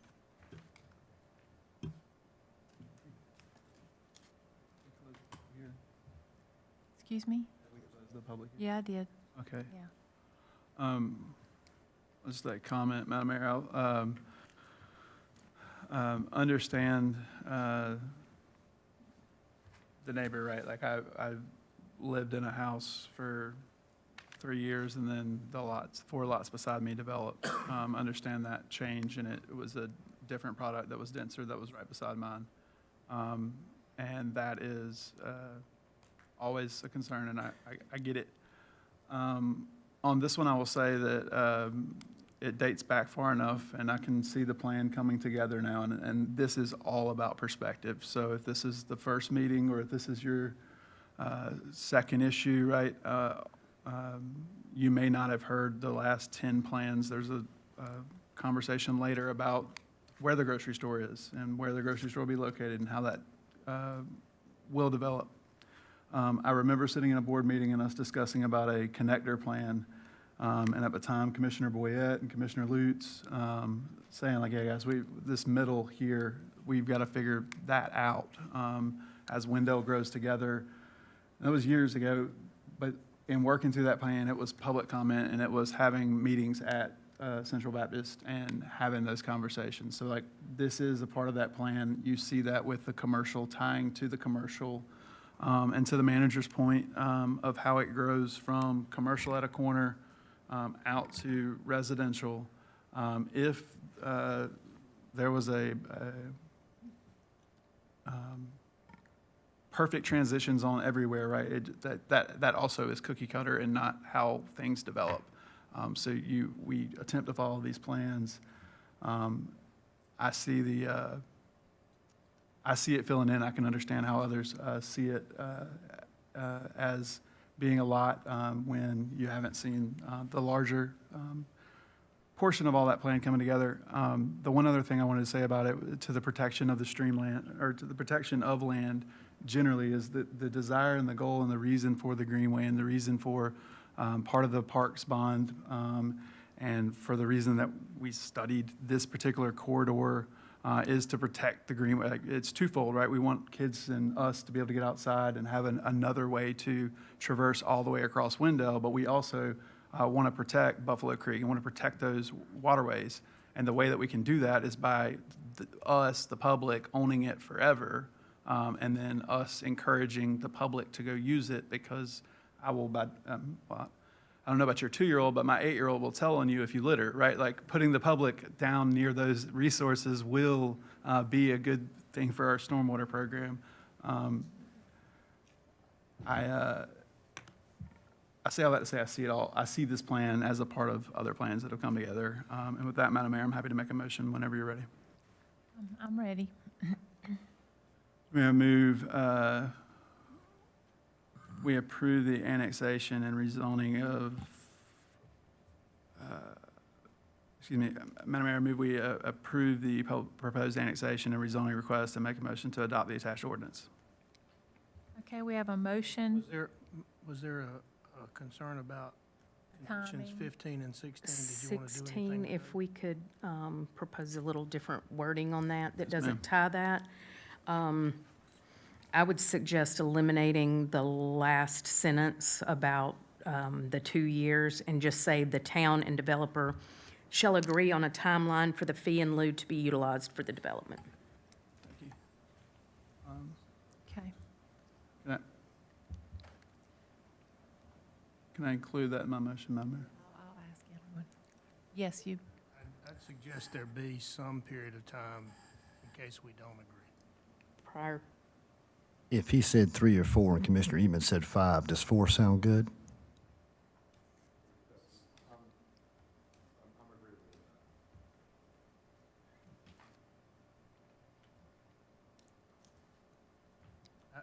I'd recommend a fixed term rather than a condition that anticipates an agreement.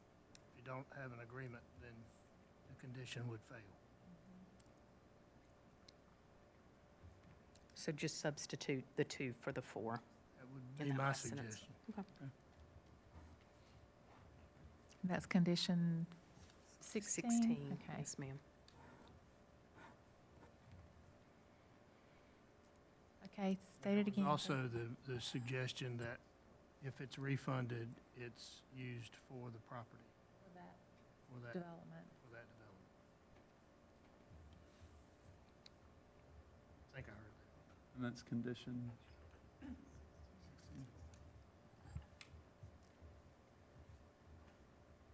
And I'll just speak more broadly. I was going to include this in my earlier comment, but a lot of times you hear us latch on to weird parts of projects, and then people ask, like, why are you seem to be focused on this? And so, like, we've seen a lot of the plans, and we've seen a lot, or at least at this point, I've seen a lot of versions of these. So I'm looking for the thing that doesn't fit in or that I haven't done or I haven't seen before in a project. And so you'll hear a lot of questions about similar things oftentimes because we may not have seen it as many times. Are you going to restate your motion? Yes, ma'am, Madam Mayor. I move that we approve the proposed annexation and rezoning request and make a motion to adopt the attached ordinance with the inclusion of condition 15, increasing the 16 from 2 to 4, as well as condition 15, reverting, if the refunds revert to benefit the neighborhood. So we have a motion to approve the annexation and rezoning and to adopt the attached ordinance with the additional changes to conditions 15 and 16, to 15 to change 2 to 4, and 15 to refund the funding, the monies, if it's not used on that project. Is that right? All right, is there any discussion on the motion? One more comment, please, Madam Mayor. Yeah, go ahead.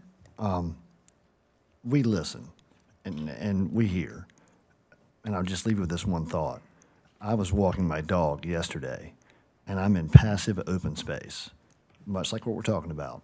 And I live where I can touch my neighbor's house where that wall is, if not a little bit closer, actually, maybe more like this wall, quite honestly. We're very good friends.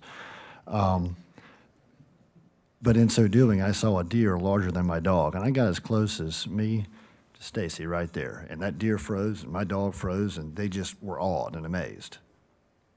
Went on about our business, had a great time. Deer looked at us, walked on and went on about our business. Doe was no rack that I saw. So Commissioner Eatman's comments, it works. You just got to bear with us. Thank you, Madam Mayor. All right, anyone else?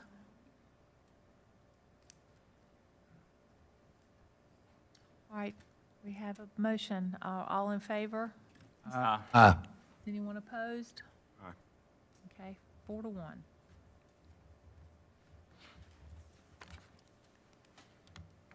All right, item 5B is a public hearing to annex and rezone approximately 27.152 acres located at 1012 Wendell Falls Parkway from rural agriculture to neighborhood center conditional district to create Buffalo Station mixed use.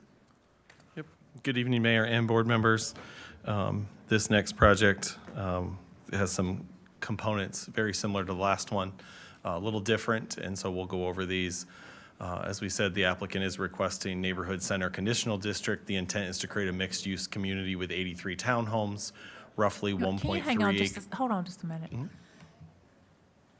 Let's get the door shut and maybe have our guests move away from the door.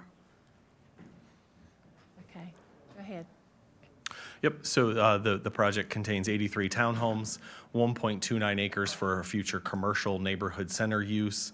Also, as part of this project, the developer will be constructing a pickleball court, tennis court, natural play area, and dedicating that to the town of Wendell via a developer's agreement, which is the next public hearing on your agenda.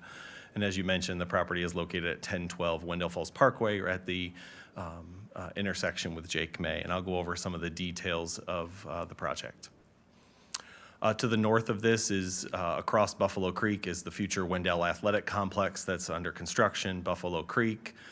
The Jake May mixed-use project is on the southwest corner, which includes some multifamily, commercial, and mixed-use buildings, and 44 apartments.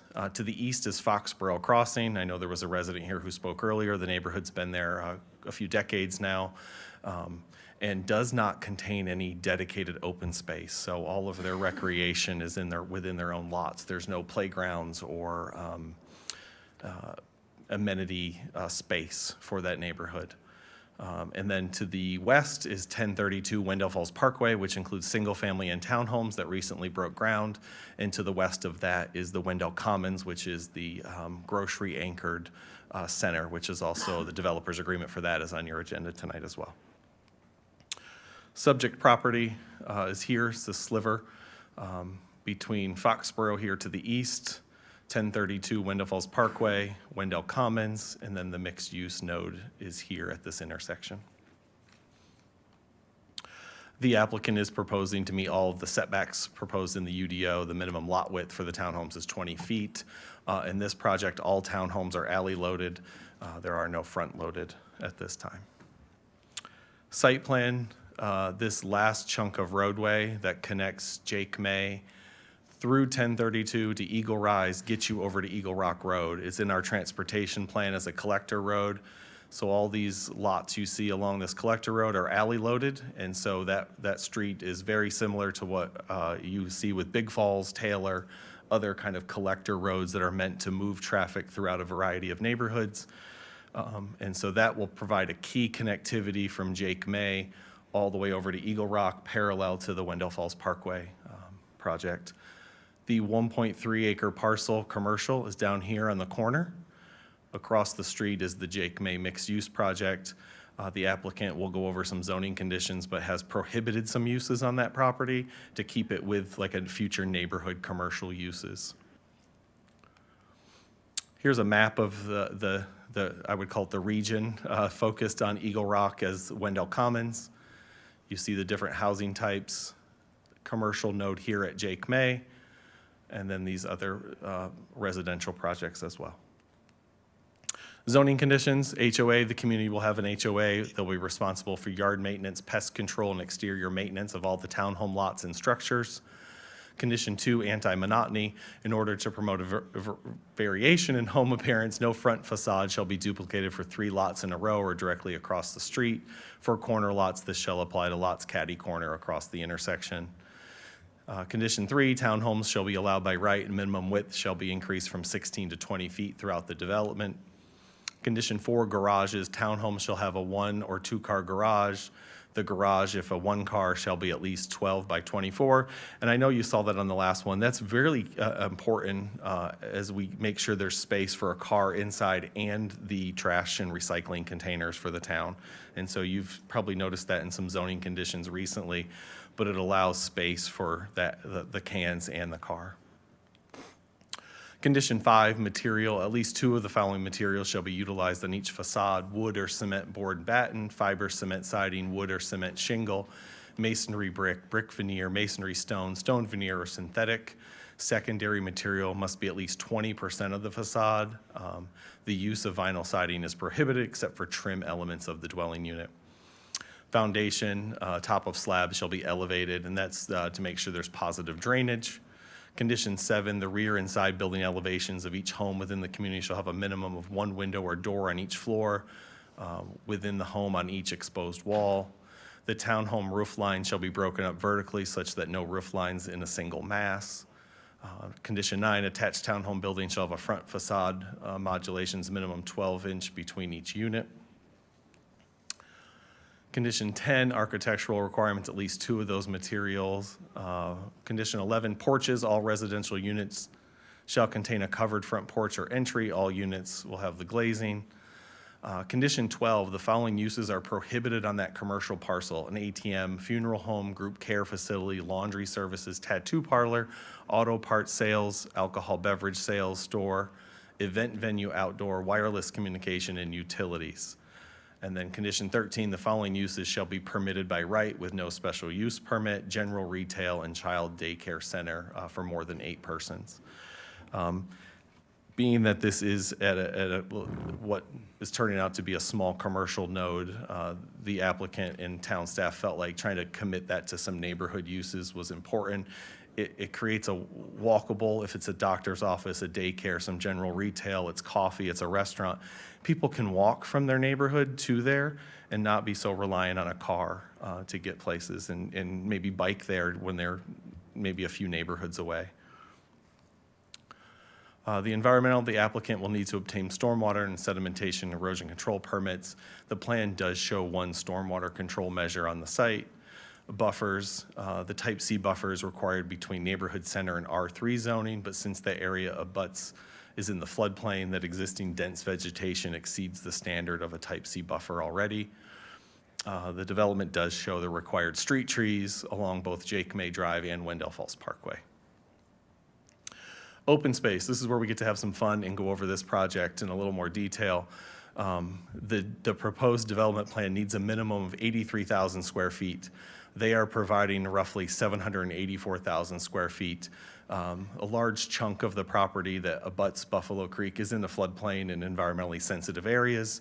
They are focusing their development on the part that is developable and closer to the parkway. The plan does include the amount of improved and active open space, including pickleball court, tennis court, natural play area, and a 10-foot paved multi-use path. The plan also includes some outdoor display of public art. One thing to notice in this, the next item on your agenda is a developer's agreement, which agrees to, if this rezoning is approved, developer's agreement does dedicate, the developer will build these facilities and then dedicate them to the town for the public to use. This is important as our Parks and Rec Master Plan. One of our main goals is to have parks and open space available to all of our residents. Foxborough was built at a time where we had very little regulations on open space and dedication of that. Currently, and we've had a variety of conversations with the Foxborough residents, getting sidewalks, getting multi-use path, getting recreation walkable to that neighborhood's very important for the town, and I think a lot of the residents that we've spoken to are excited for that. The developer has been working with us on this project. The nearby developments, I will say, do contain some dog parks, playgrounds, pools, and clubhouse, which are all HOA maintained, which is fine. But this will actually be a nice neighborhood park, walkable to those variety of neighborhoods that you saw on that previous map. Streams and wetlands, they are staying out of the floodplain and other wetlands. No developments occurring in those areas. The development is a one-phase project.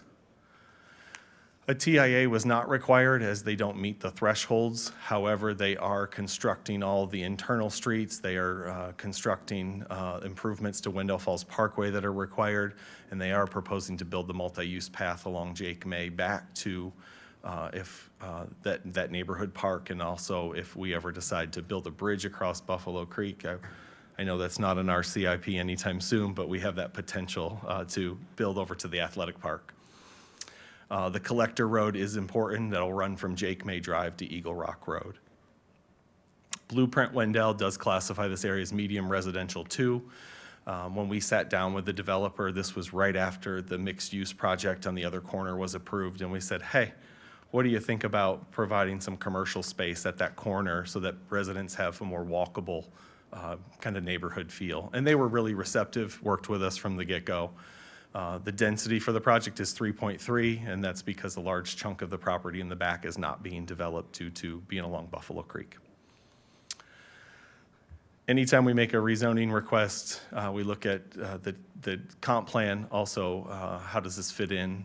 Moderate density for this area, consisting of single-family or attached single-family. They are proposing all townhomes. Improved open space, they are constructing pickleball court, natural play area, 10-foot multi-use path, and a tennis court. Connectivity, highly connected.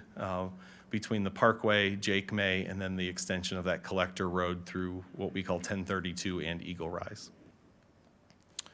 The commercial portion of the project, I will say, is not consistent with the comp plan, but makes sense after the Jake May project nearby was approved. The intersection of Jake May Drive and Wendell Falls Parkway will be where the 4-lane road ends in Jake May, where Wendell Falls Parkway then continues as a 2-lane road with a center turn lane to Buffalo Creek. That commercial node will have neighborhood serving uses. The project nearby will have, medical offices, restaurants, and commercial uses. While subdivisions do anchor 2 of the corners, the commercial mixed use is appropriate on the other 2 as long as it's more neighborhood focused. We currently have construction drawings in review for the Jake May mixed use project phase 1. We also have Jake May mixed use phase 2, which is across the parkway from this site and from 1032, which contains more mixed use buildings and multifamily and medical office. Back to this map. So the project here is outlined in red. Foxborough to the east, Jake May mixed use is here. Park Towns Townhomes is here. The multi-use path will run back to that neighborhood park. If we ever wanted to extend it across Buffalo Creek, we have that option in the future. With any change to the zoning map, the residential portion is partially consistent with medium residential 2 as it relates to use, street pattern, street types, and the density is a little lower than we typically see in a medium residential 2, and that's because of environmental reasons. The commercial portion is not consistent with MRL2. However, it does help implement things such as our economy, market, economic development E1, where we support development at key nodes, big and small, where commercial uses can offer the most benefit. Also health and well-being, creating more walkable, bikeable, and neighborhood parks. Art and culture, they are providing some outdoor public art, green spaces as they increase that multi-use path back to the neighborhood from the parkway, and then also providing the 2-story townhomes. They have a variety of townhomes. There are 42 2-story planned with downstairs primary suites. And so I know that was a comment on the last development, and so this developer has heard that comment from you guys in the past about having some townhomes with a primary suite on the first floor. Neighborhood meeting, the developer did hold one January 13th. The meeting minutes are added. Technical Review Committee completed their review and all changes were made. Staff's comment, the proposed development is partially consistent with the Wendell Comprehensive Plan Blueprint Wendell 2030, but could be considered reasonable as it fulfills goals that were previously mentioned. I can field any questions that you have. The developer or the applicant is here on behalf of the developer to answer any questions you may have as well. Okay, thank you. You're Open welcome. the public hearing. Anything from the board? I have just a few questions. Brian, can you just, I know the developer may hit on this too, but could you talk about just the placement of the tennis court? I mean, I'm assuming that it's, I know at least on our drawing, it looks like it's kind of in the middle of a road, but I'm assuming that's because that road will never be completed because of the. Correct. So the developer worked with us. They really wanted some pickleball courts. And our comment was, we appreciate pickleball, but we really got to think about the tennis court players as well. And so we wanted a variety. So they said, well, how about we do a tennis court in addition? But where do we fit it? And so we said, well, that right-of-way of Jake May back through Buffalo Creek is not going to get built. And so how about we put the multi-use path there and a tennis court, which provides more recreation opportunities than just pickleball and a natural play area. And so that's why the location is where it is. Okay.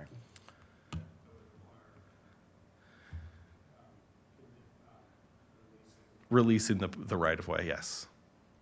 And then just as I'm looking at the commercial section there, am I to read this that the access to that will only come from the internal road within? There's no access off of Jake May directly, is there? Or is that to be determined? To be determined. Okay. Yep. Will there be any, and still maybe TBD, but how about off of Wendell Falls Parkway? No, I highly doubt DOT would give any access that close to the intersection of Jake May. I just want to make sure of that. Thank you. Anything else from the board? So the applicant does not have a presentation. They She's do not have a available for presentation, no. questions. Are there questions for Mr. the Duncan applicant? is here to answer any questions that you have. He does have some comments. Okay, Yeah. well, let's hear from the applicant. All right. Thank you, Brian. You're welcome. And thank you for leaving that up. My name is Brian Duncan. I'm with Delta Land Design. I'm representing the developer of this project. My address is 5204 Blake and Brand Trail in Fuquay Varina. I want to thank Brian and his staff for going through that extensive overview of the project. We've worked with them for over a year on this project, back and forth, trying to balance the community needs with, our goal here, and also trying to increase all of the transportation connectivity, greenway connectivity, fill in missing gaps of sidewalk connectivity. So I want to thank Brian and his staff for working with us on that. Just a couple things to point out. The sidewalk along Wendell Falls Parkway and up Jake May Drive, that's about 1,500 feet. And there is currently no sidewalk on Wendell Falls Parkway or Jake May Drive in those locations. So this will provide connectivity for the kind of this whole region. We were happy to be able to provide that. We are continuing the greenway about 450 feet through the property. That will also connect into the side path that we're building for Jake May Drive, which will also connect back down to Wendell Falls Parkway for additional connectivity. We have the collector road, which, to Brian's point, will help alleviate congestion, and certainly this will likely be one of the last projects built along this corridor, so it'll fill in that missing gap, and should hopefully aid in, public safety response times. And then also we were happy to be able to designate a section of this property for commercial. The use is to be determined, but we envision it being more neighborhood-centric, retail, daycare, coffee shops, things of that nature. I think there's a good likelihood that the public road would probably extend through the commercial out parcel back to Jake May Drive, just to kind of connect the missing links there, which will also provide some more connectivity for the neighborhood. The neighborhood meeting that we had, I would say there was a lot of questions, and I appreciate all the questions. I would say that I think the feedback was generally positive. We had a couple of residents that were concerned about the placement of the tennis court. We initially had it set further back, further north. If you look at the plan here, there was some neighbors that had some concerns about that being with the proximity to their homes. So we worked with Brian and worked with the neighbors to slide that down, which, kind of makes it more visible along Jake May Drive there. The road does terminate. We're not proposing any parking. We're hoping that this will be just kind of like a regional park, if you will, that would be, entirely built by us and dedicated to the town, along with the natural play area and the pickleball court. So I think that sums it up. We're preserving almost 67% open space on this 26-acre parcel. So we're happy to be able to provide that. And I'm available for any questions if you have any. Thank you. Thank you. Any questions from the board? Comment and a question. First, if every townhome development that came to us had a note on it that said all townhomes are alley loaded, all my concerns with townhome developments would have been taken care of, so glad to see that. Maybe if I start saying that one long enough, folks will hear like y'all have heard Joe. Second, on condition 12, the prohibitions on the commercial parcel, and this may be staff, so I'll let y'all decide who wants to talk about it. Is the listing of alcoholic beverage sales store meant to be like a ABC store or the sale of alcohol, like a permitted entity? You mentioned a coffee shop, and I'm thinking a coffee shop that had, we've got a coffee shop in downtown that also is ABC permittee. Which of those is that supposed to be? Yeah, I think the intent of that is a store that only sells A retail alcohol, store. like an ABC store. Okay. Correct. I know a lot of coffee shops do both now.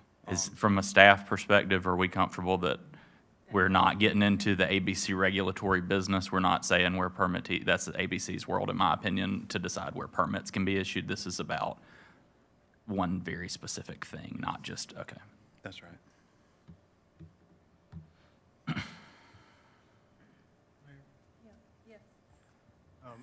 Whose right-of-way is Jake May? Is that the town's right-of-way? Yes, it is. It is? That Has portion, any- Jake May on the other side is DOT. Okay.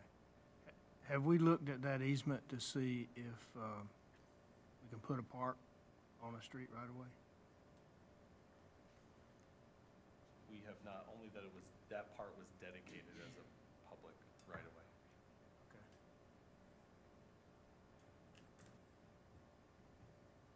Did I understand from staff that y'all anticipate a right-of-way abandonment request in the future associated with that? Okay. That's right. All right, anything else from the board for the applicant? Two quick questions, Madam Mayor. Same as previous on that commercial piece. What anticipated square footage on that? I would say that parcel, just judging from similar projects, would probably hold somewhere around a 10,000, 12,000 square foot I building. don't hold you to it, I just, Approximately, Okay. yeah. It could be 1 or 2 story, there are a lot of variables, but I would say the footprint, around 10,000 square feet. and then I'm gonna assume with the concerns on the court, obviously pickleball court's a little further away, a little more noise associated with pickleball, but that is not Right. going to be a lighted court. Correct. Okay. Will not be lighted. All right, thank you. And I forgot to mention, we also, after the neighborhood meeting, added some additional landscaping around the tennis court, just to help with screening from the neighbors. Thank you. Thank you. All right, anything else from the board right now? Okay, thank you. Thank you. All right, is there anyone from the public that would like to comment? Yes, sir.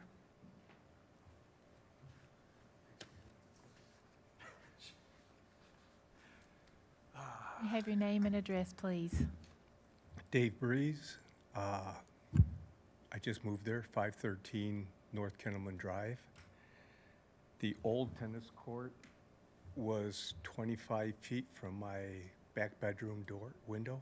Mhm. So how far south did you move it? A whole lot or two, or, okay. I'm a lot happier there. I'm just so concerned of runoff, the speech with townhouses, and that we don't take up that much space, so that way we're gonna have more space, but bang, we got 84 or 5 new units coming in now on top of what we just talked about. I just hate to see Wendell look like some of those flood zones that we saw in the mountains,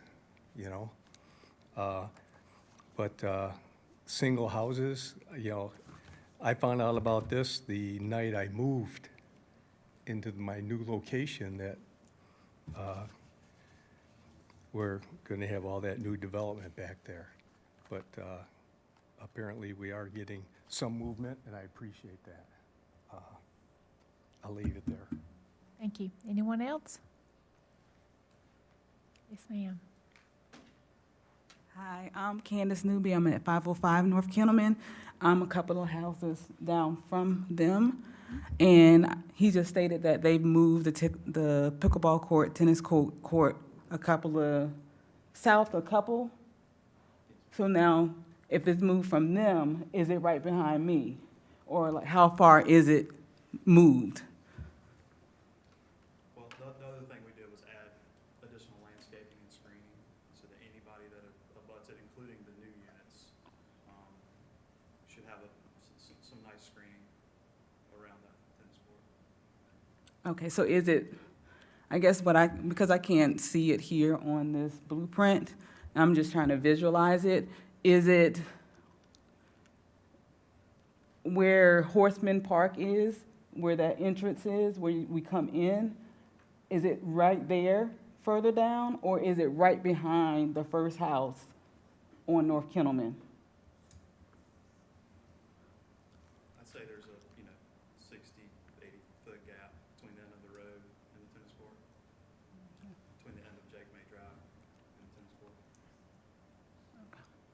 Does that help you?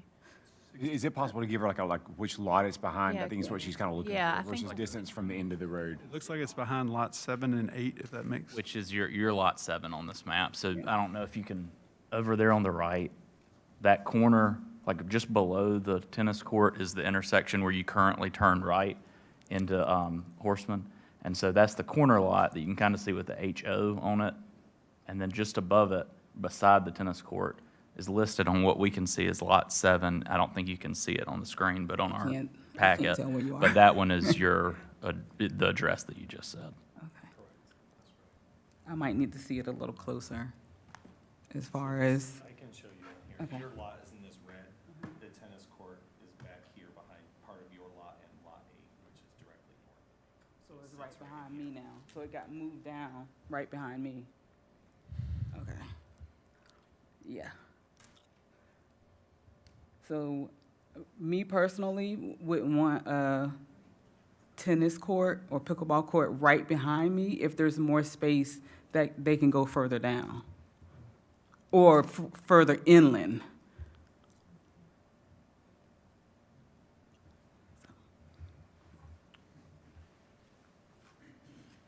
Anyone else?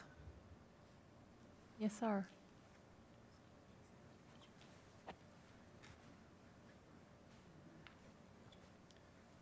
Eric Webb, 557 North Kennelman.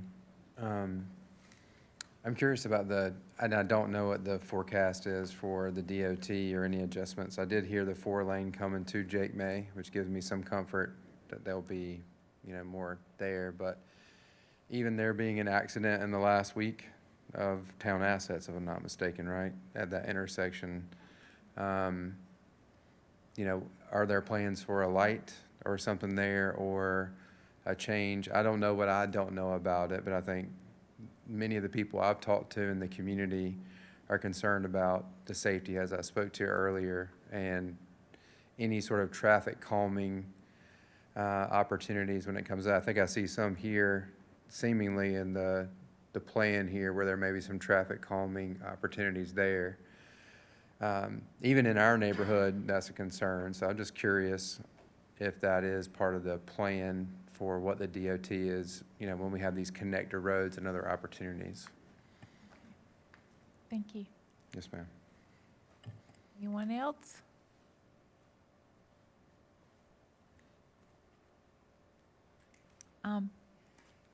Yeah. Can we talk a minute about the stormwater management? I think that came up. Can you just address how stormwater is managed? Yeah, the stormwater for this project is all in the back, in the environmentally sensitive open space area.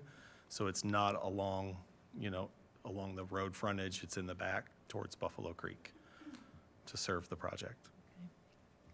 And can we talk about the traffic improvements besides 4-lane? Gladly. So Jake May, currently, as reference, the north side, which I would call from Wendell Falls Parkway to where the road stops, that right-of-way, there was supposed to be a future road that would cross Buffalo Creek. There is no plans to ever do that. And so instead of a road in your backyard, there will actually be what will be a town park and a multi-use path. The road improvements along the parkway, this part of Wendell Falls Parkway will be 4 lanes. Jake May eventually will be signalized. There is not a warrant right now that has triggered that signalization. Jake May North is a town road. All these streets are town maintained, which are all designed for 25-mile-an-hour speed limit. We do traffic calming. We do not do major roadways. Town streets are designed for a low speed. They're designed to move pedestrians, bicyclists. So this collector road will actually have bike lanes, sidewalks along both sides. We are creating what is better for pedestrian safety and moving people around at a much lower speed than many of our DOT-maintained roadways. If I can also clarify on the intersection with Jake May and Wendell Falls Parkway, the public can see the multi-use path in front of the townhomes next to the golf course.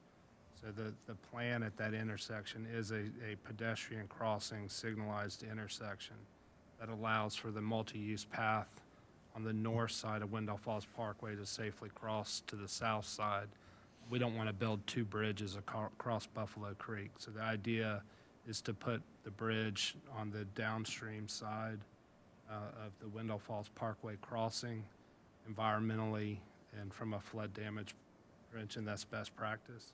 So the long-term goal is to have a safe pedestrian crossing at Jake May, where the roads go back down to 2-lane and that slower cross-section going into town, so that the traffic, the pedestrian and bicycle traffic gets to the side of the road with the bridge.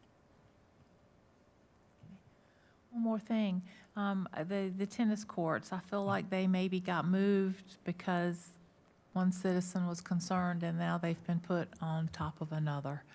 So is there another place? I know this is kind of the 11th hour, but The restraint something is, that can be there done? is a sewer easement back here and a sewer line.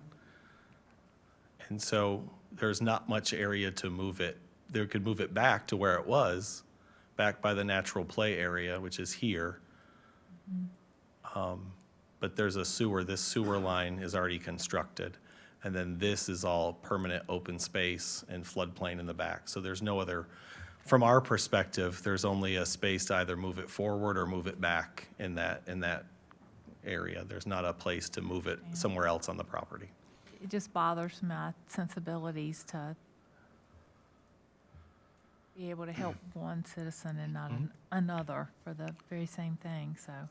And I we don't know how to reconcile that. One thing we can do is look at certain plantings that create a better wall of plantings. I mean, as we mentioned earlier, it will not be lit, so there will be no playing on that court after dark. And it's not pickleball, that one's just tennis. Pickleball is actually in the back, back here away from people, because it is a little louder. The court will not be lit, but we could look at additional screening, some like arborvitaes and things that create a taller wall of plantings. If you all are comfortable, I can check with the developer too. I think they're reasonable to We that. can do some extra maybe to help with that. Yeah, and that was the reason we did not want it lit, based on its location, so. I agree with that as well, okay. Uh, Right, yeah, anything else from the board? Yeah, I got a few. I'd like to drill in on that a little bit more. I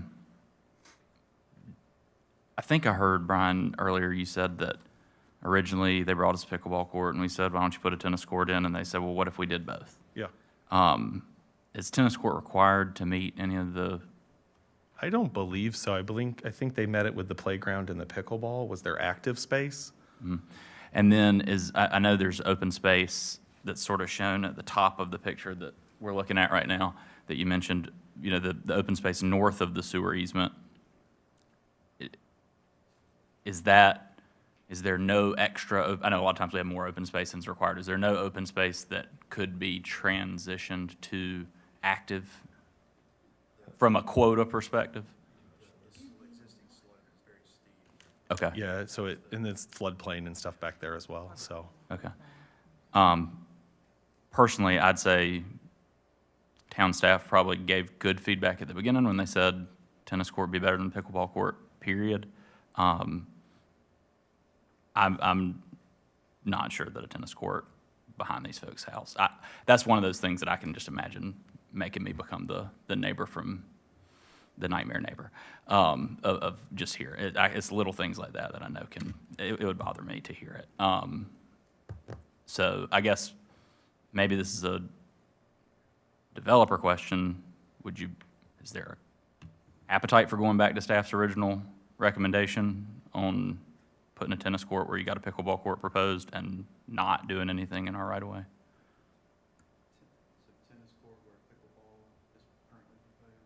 Can you come up here to the podium so we can hear you? So are you saying put tennis there and leave off pickleball altogether? Trying to imagine that. Thank you. I just want to make sure I understand the question. Yeah. Is there an appetite to move, so I understand the question is there an appetite to move the tennis court to the pickleball court location or swap out the tennis court for the pickleball court in the pickleball court location?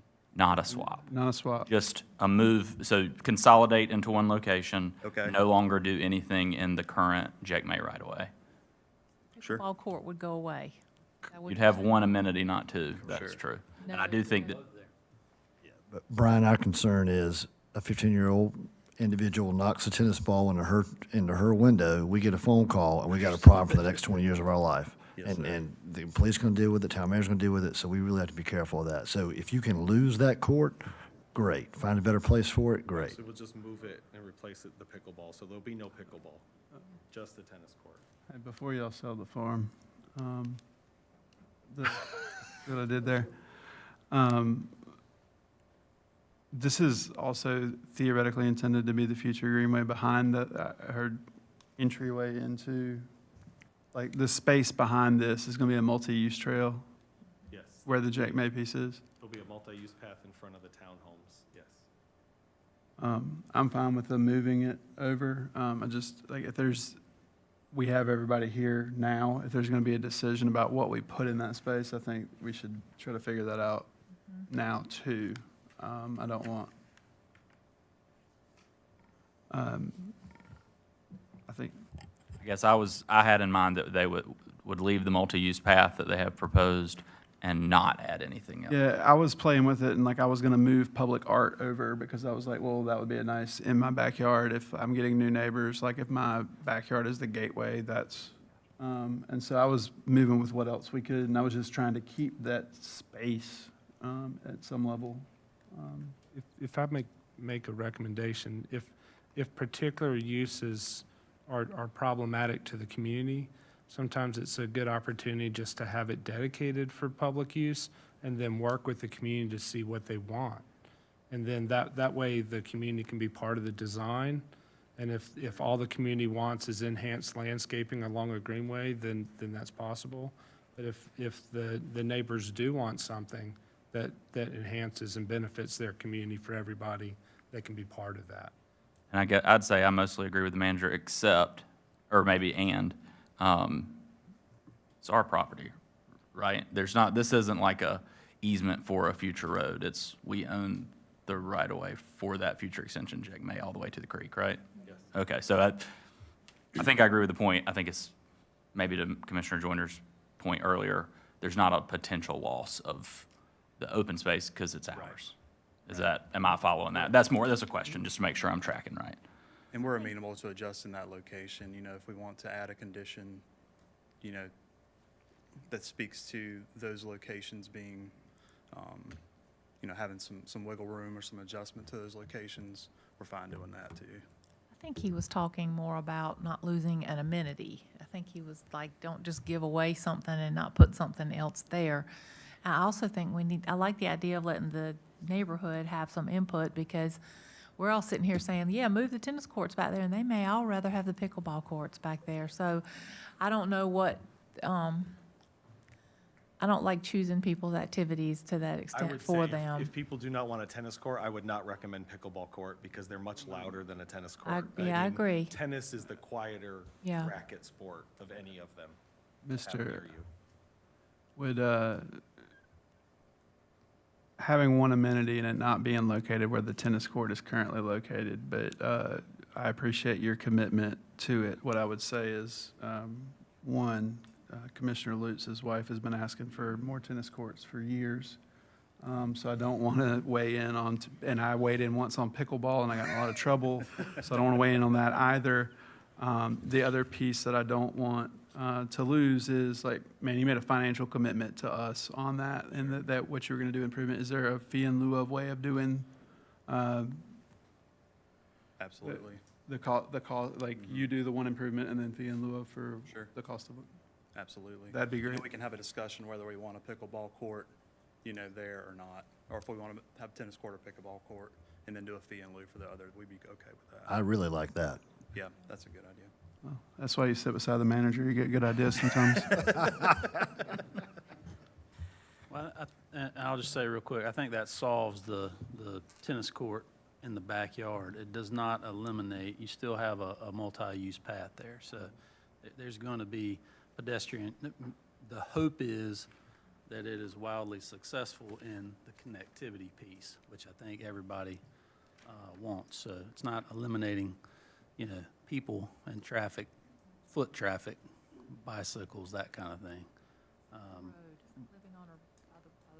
But I do think that it makes sense, especially if we can commit to the fee in lieu, so.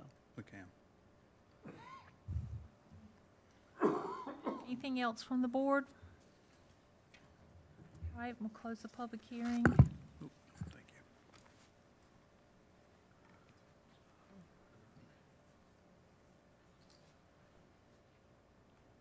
you. Madam Mayor, I move we approve the annexation request and make a motion that we adopt the attached ordinance with the condition related to the fee in lieu of for the tennis court and the elimination of the tennis court site. Okay. I know what you meant, I think. Thank you kindly. Yeah. So we have a motion to adopt the proposed annexation and rezoning request and to adopt the attached ordinance with the inclusion of some discussions with the possibly fee in lieu of just regarding the tennis courts and pickleball courts and how to manage that. Is that good enough? I would say instead of just possibly, it was a fee in lieu. A fee in lieu, not possibly. I was letting some vagueness because we don't know where it's going to land yet, but yeah. It was a fee in lieu of the tennis court Okay. that's shown in the public right-of-way. Okay, fee in lieu of a tennis court as shown in the public right-of-way. All right, is there any discussion on the motion? All in favor? Aye. Anyone opposed? All right.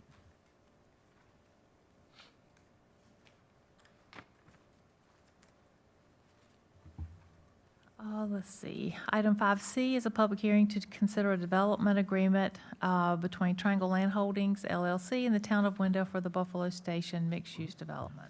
Yep, so just at the previous project, there was a developer's agreement that states that it will dedicate that park space to the town of Wendell.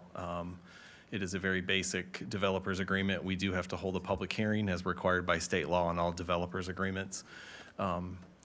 I would recommend we hold the public hearing, and then because some of the language may have changed based on that zoning condition, I would look to the attorney to give some advice on the wording of the developer's agreement.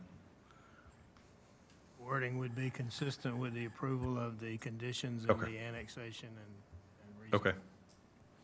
So in this case, the annexation or the developer's agreement does dedicate water allocation for the project, but also is clear that the developer will construct the park and then dedicate it to the town of Wendell. I can field any questions that you have on this public hearing. All right, any questions from the board? All right, we'll open the public hearing. Is there anyone from the public that would like to be heard? All right, anything else from the board? All right, we'll close the public hearing. Madam Mayor, I move we approve the development agreement consistent with the adopted annexation agreement conditions.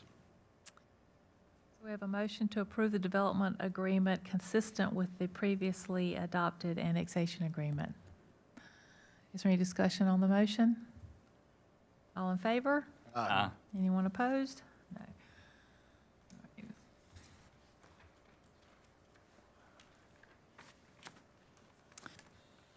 Item 5D is a public hearing to consider a development agreement with Wendell Commons LLC for the Wendell Commons development.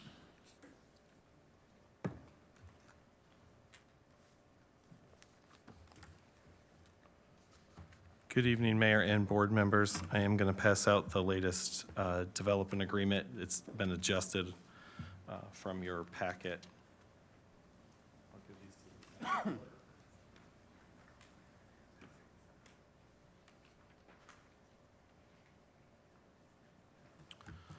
Also, I'm going to have her pass out the new exhibits to make sure you've got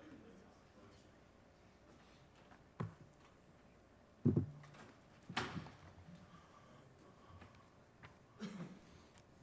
We're asking you to hold a public hearing on this developer's agreement for Wendell Commons LLC. The Wendell Commons project was approved in April. It includes the grocery-anchored shopping center at the intersection of Eagle Rock and Wendell Falls Parkway on the northeast corner.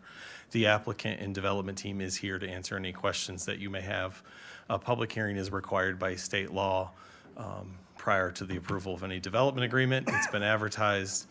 This agreement is between Wendell Commons LLC and the town of Wendell, outlines each party's responsibility and obligations to the development As you are aware, the town is under design for improvements at that intersection. The development basically needs a lot of those improvements before we can deliver those. And so we have created a public-private partnership with this developers agreement to do a good chunk of the roadway improvements. And I have some exhibits to go over those with you. As just to make you aware, we have VHB under contract doing the town portion. The developer has Kimley Horn under contract doing their portion. We have hired Geosyntec to work on the environmental requirements for the underground storage tank, which is on that northeast corner as part of our brownfield program. And so I'm going to go over some of these maps. You can see everything that has a yellow underneath was part of the original road project.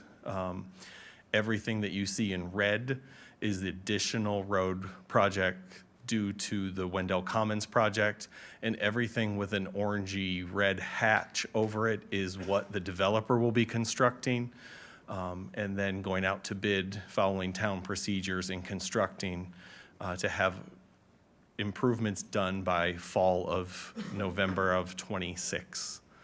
The yellow that you see would be the remaining town project that would get done soon after that, based on VHB's design. So everything with that hatch over it would be constructed by the developer of Wendell Commons, and we would reimburse for that, the town portion of the project. Also, as part of this developer's agreement, everything you see in turquoise is what was needed for right-of-way. And then everything that you see in the magenta pinkish color is additional right-of-way that we asked for to move the project further north to not impact the development on the southwest corner of single-family homes. And so the road project moves a little north to be less impactful to the residents on that southwest corner, sorry. And so the developer's agreement is outlined. You could see total project is outlined with the cost and what the town portion would be and what credits each party has and who will be doing what portions. And so I can field any questions. The applicant is here, the developer, I should say, is here to answer any questions you have, as well as their traffic engineering staff. Okay, we'll open the public hearing. Any questions from the board?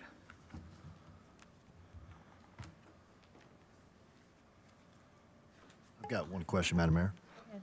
First time I've seen this, and I don't want to gloss over this, so help me out as a layman here. So when you say what you've done is to not impact the single-family individuals that are on the southwest area, you've pretty much said, we're going to move the entire project, I don't know what that would be, 50, 60, 70, 80 feet, whatever your scale is here, Brian, shift go it. back one more. Yes, sir. So I guess my question is, had we not, and I appreciate this, so the public knows, if we had not made that move, you'd have been closer to somebody's backyard, or essentially a front yard, or Much closer, in their yes. doorstep or something, Yeah. right? Typically, you widen a road evenly. And so what they were required to dedicate was 25 feet. What they dedicated was more than that. And so this developer's agreement gives them credit for that additional right-of-way that we could not legally force them to do. They did it because they understood the importance of this traffic project for the town. See, and that's what I appreciate, because I guess, 50 years ago, whenever they laid that out, probably no one thought about, well, we might need, we're going to be in your front yard at some point, 10 years, 20 years, 30 years down the road. So now, That's a great plug for town planning. I'm really thanking you. So I really want to make sure Transportation plans work when you implement them. Yes, sir. So thank you, and I'll make sure you guys watching at home and have seen this. This is the first time I've seen it, but sir, well done. Thank you. We are the jewel of the town departments as well. Took me a few hours, but I got my Madam Mayor, your jab back response? in. That's something I usually tell people, so I don't know. You're welcome. Any other questions from the board? I just want to clarify that the goal of this is to coordinate a private development that's happening and their requirements, fee in lieu that the town has received from multiple developments in this area, and the town transportation bond project. So from the start of the private development to the end of the public development, we have that full build-out of that intersection. So that's the end goal, is the bond project that the board and the public voted for in the past year to improve a major intersection on Wendell Falls Parkway that is comprised of 2 state roads currently in the county's jurisdiction. Thank you. Anything else from the board? Madam Mayor, I move we approve the Let development. me close the public. Is there anyone from the public who'd like to speak? All right, we'll close the public hearing, and now I'm ready for you. Madam Mayor, I move we approve the development agreement between Wendell Commons LLC and the town of Wendell and authorize the town manager to sign same. All right, we have a motion to approve the development agreement between Wendell Commons LLC and the town of Wendell, and to authorize the town manager to sign the development agreement. Is there any discussion on the motion? All in favor? Aye. Anyone opposed? All right. We'll move into our administrative items. Item 6A is the fiscal year 2025 budget ordinance amendment number 5. Good evening, Madam Mayor, Commissioners. Presenting to you tonight the 5th budget ordinance amendment for the fiscal year 2025. This will also serve as the year-end amendment. As you've all heard before, but maybe for those in the room or watching at home, we're required to maintain a balanced budget from original adoption through the completion of a fiscal year. That means expenditures equals revenues plus any fund balance appropriations. Staff monitors the budget throughout the year. We try to at least quarterly come to you to make any necessary adjustments. And again, this is kind of a year-end cleanup as we are about to wrap up our fiscal year next Monday, I believe it is, June 30th.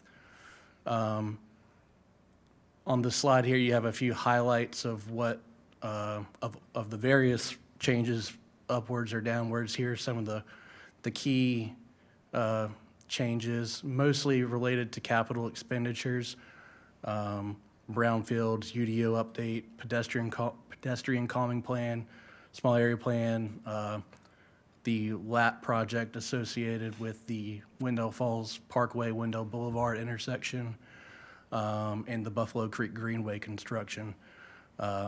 These were all budgeted for this year for various reasons. These are being deferred, and per y'all's budget ordinance for FY26 will be reappropriated for expenditure as of July 1st.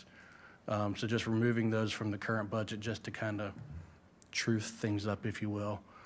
Additionally, you originally gave authorization for the construction of the Wendell Park pickleball courts in FY24. This is just recapturing that as these were not completed until just a month or so ago. I'm not sure how to call it, but accounting for the full expense of the Wake Transit Smart Ride program.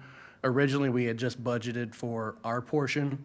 We're adjusting it to budget for the full program with offsetting revenues for the grants and what Nightdale and Zebulon have committed to contributing as well. So kind of just correcting the proper budgeting and accounting of that. A little bit smaller number, but something of more significance. We had to replace a HVAC unit at the police annex over on 3rd Street. And as we've gotten basically to the end of the fiscal year, just recognizing increase in health insurance claims that we just don't know until it happens. So again, those were the highlights of the changes. Fortunately, we did see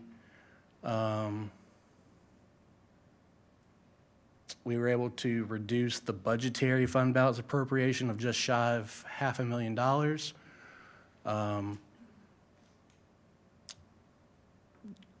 Revenues are shown as decreasing. This is primarily due to revenues associated with capital projects that we've, again, deferred to FY26. So even though it looks like on paper, revenues might be going down. It's, those are dedicated revenues. And let's see, we had a few the new revenues is associated with that, the Smart Ride program. And finally, just a kind of a department level summary of the upward and downward movements at the department level. Again, the streets and the Parks and Rec downward movements are for the LAP project, for the greenways, for the athletic field complex that are being funded in FY26. So that's, again, at a very high level. Happy to answer any questions. All right, any questions from the board? Just a comment. Yes, sir. Despite the fact that you said a lot of things, I think I understand that you still gave us a decently high-level summary of the changes encompassed in this. So thanks for all the work that went into packaging this together. I learned earlier tonight that one of those smaller miscellaneous things in here is related to our ongoing partnership with Pleasant Grove, their community, and the Greater Pleasant Grove Development Corporation. So just continuing to support after-school work and things that we do sort of in partnership with parks. And I think I understand that there was some funding that had been discontinued, and we're helping ensure they're still able to provide the service to the community. Just wanted to say, that, as I said, I learned about that earlier tonight from staff. My wife is a member of the board for that organization. Talked with the attorney, similar to some conversations we've had along these lines in the past. I know the mayor has had similar conversations about roles that she serves. And so just to reiterate, my understanding is that there is not, under state law, any sort of reason to be recused from a vote based off of the facts that I just said. And if there's anything else I need to say or clarify, feel free to let me know. That's an accurate summary. It does not create an impermissible conflict of interest, and there is a statutory obligation and duty to vote under 160A-75. Okay. Maybe next time I'll get a heads up from the wife before I get to the meeting. Thank you, Jim. Any other comments from the board? Madam Mayor, I move we adopt ordinance 01525, Amendment 5 of the 2025 budget ordinance. We have a motion to adopt 015-2025, Amendment Number 5 of the fiscal year 2025 budget ordinance. Is there any discussion on the motion? All in favor? Aye. Anyone opposed? All right. Item 6B is a resolution providing for the sale and issuance of a general obligation parks and recreation facilities bond. Mr. Johnson? Thank you, Mayor. So this is indicative of the end of or at least the first ending of a long-time process that we've been going through for about a year, actually about 2 years now. So at y'all's regular meeting on May 12th, you all adopted a resolution making certain findings and determinations and request the Local Government Commission, or LGC, to sell general obligation bonds privately without national agency rating to Webster Bank. After that, at the June 3rd, 2025 meeting for the LGC, they approved the town to issue those bonds to Webster. At the time, the amount was set as a not to exceed $22,500,000. Since then, the funding amount has been finalized at $22,376,000. All the legal and advisory costs associated with this issuance will be paid out of that total issuance amount, which will leave $22,216,000 in actual capital project funding. All of these bond proceeds are associated with the $38 million Parks and Recreation Facilities bond order that was authorized through the November 2023 voter referendum. After this, following this issuance, $15,624,000 will be remaining to be dedicated for future Parks and Recreation projects. There still would remain the $12 million transportation bond authorization as well. If approved, if this resolution is approved, the closing is scheduled for July 17th, so just shy of a month from now. And included in your packet was a draft version of the bond purchase agreement for your review prior to the meeting. Any questions from the board? Another exciting thing, Madam Mayor, I move we adopt the resolution providing for the sale and the issuance of the 376,000 Town of Wendell, North Carolina General Obligation Parks and Recreations Facilities Bond Series 2025. Okay, thank you. We have a motion to adopt a resolution providing for the sale and issuance of a $22,376,000 Town of Wendell, North Carolina General Obligation Parks and Recreation Facilities Bond, Series 2025. Is there any discussion on the motion? All right, all in favor? Aye. Anyone opposed? All right, item 6C are the appointments to the Planning Board, Downtown Development Committee, and the Parks and Recreation Committee. And our clerk, Ms. Tu, is going to handle that. Good evening. So like Mayor Gray stated, we're going to appoint to 3 different boards tonight. The Planning Board has 4 in-town members needed. Downtown Development Committee has 3 members needed, and the Parks and Recreation Commission has 1 in-town member needed. The process for recruitment began in February of 2025 and ended on May 30th of 2025. All applicants were informed of the appointment process tonight and were invited to attend tonight's meeting to introduce themselves if they so wished. So we're going to start with the Parks and Recreation Commission. So I'll hand out a ballot. It says on there, but you'll pick 1 person for this.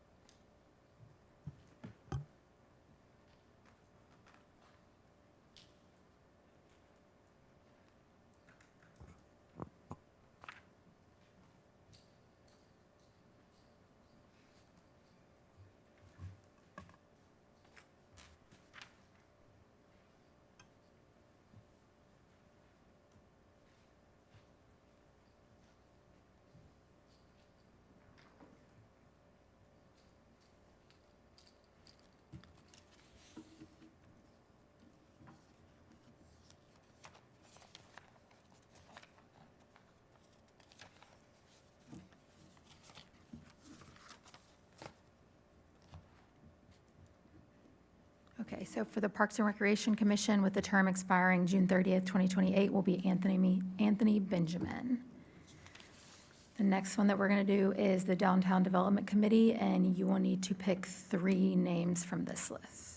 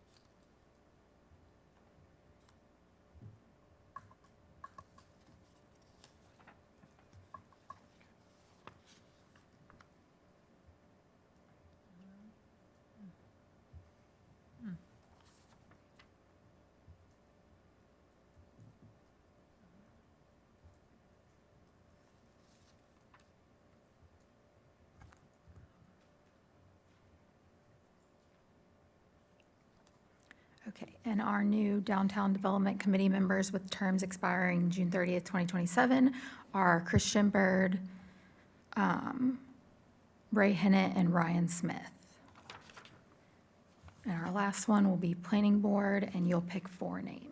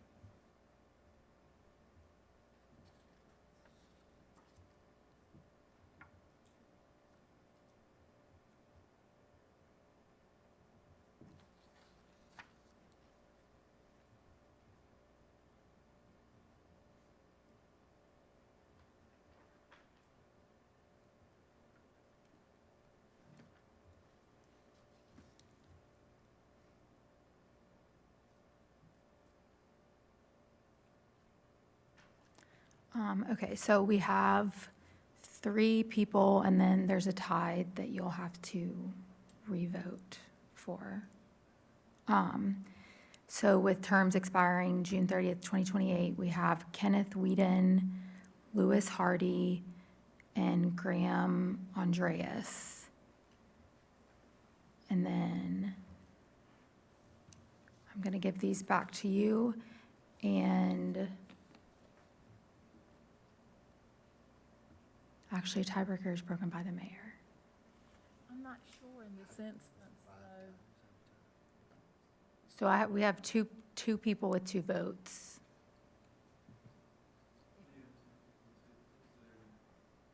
Can they not go back and just? That's what Why don't you just give us the 2? So the 2 people, it's either David Ganzel or Nate Weiscarver.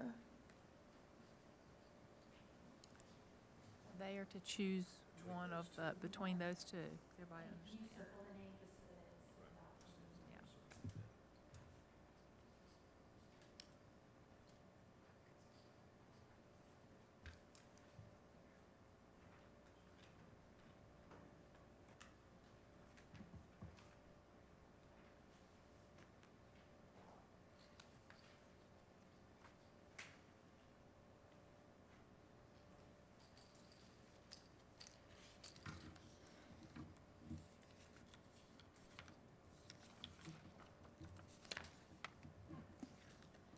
Okay, and so the 4th person will be Nate Weiscarver.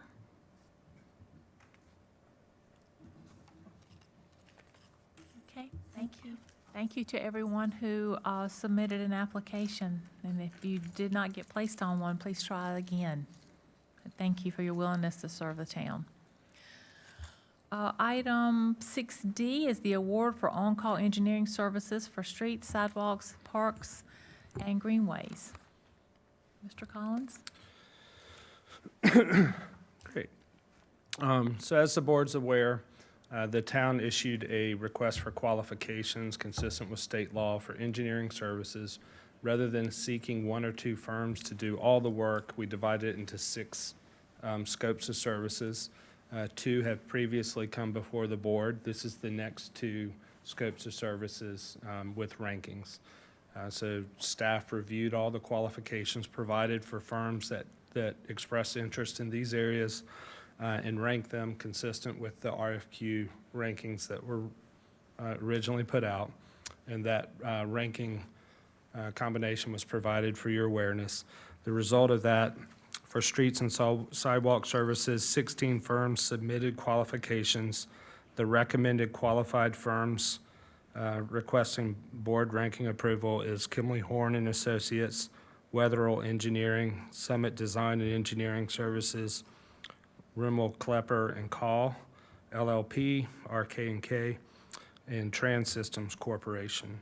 For parks and greenways, 17 firms submitted qualifications. The recommended qualified firms are Surface 678, Withers Ravenel, Urban Design Partners, Destination by Design, and the John R. McAdams Company. Following qualification by the board, the staff will go and negotiate master service agreements, which lay out the price for services for the qualified firms. If we're unable to reach agreement with qualified firms, we'll move down the list. But this qualifies more than one firm to do work over time. I'm happy to answer any questions Any of the board. questions from the board? The remaining two scopes will come back at a future meeting.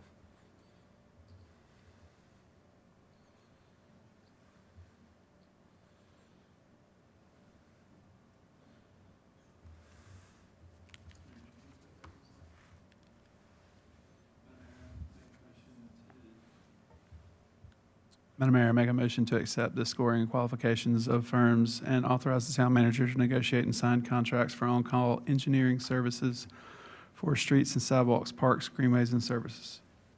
All right, thank you. We have a motion to accept the scoring and qualification firms and authorize the town manager to negotiate and sign contracts for on-call engineering services for streets and sidewalks and parks and greenway services. Is there any discussion on the motion? All in favor? Aye. Anyone opposed? All right. Thank you. Item 6E is a contract amendment between the Town of Wendell and Waste Industries LLC, doing business as GFL Environmental, for solid waste services beginning in fiscal year '26. Mr. Bray, and are you very possibly the real jewel in the crown? I was going to try to refrain from any Jewel I know, comments. you're kind of trying to stay out of that whole fray. I'm just very fortunate, I think our whole department is, we're very fortunate to Yeah. work with the likes of Parks and Rec and Yeah. Planning and all the departments. We're very humble. I understand. So, Stay humble. Proud of how humble you are. Stay humble. Yes, very proud of how humble we are. I'm here tonight with a request to authorize the town manager to sign the FY26 contract amendment for solid waste service with GFL.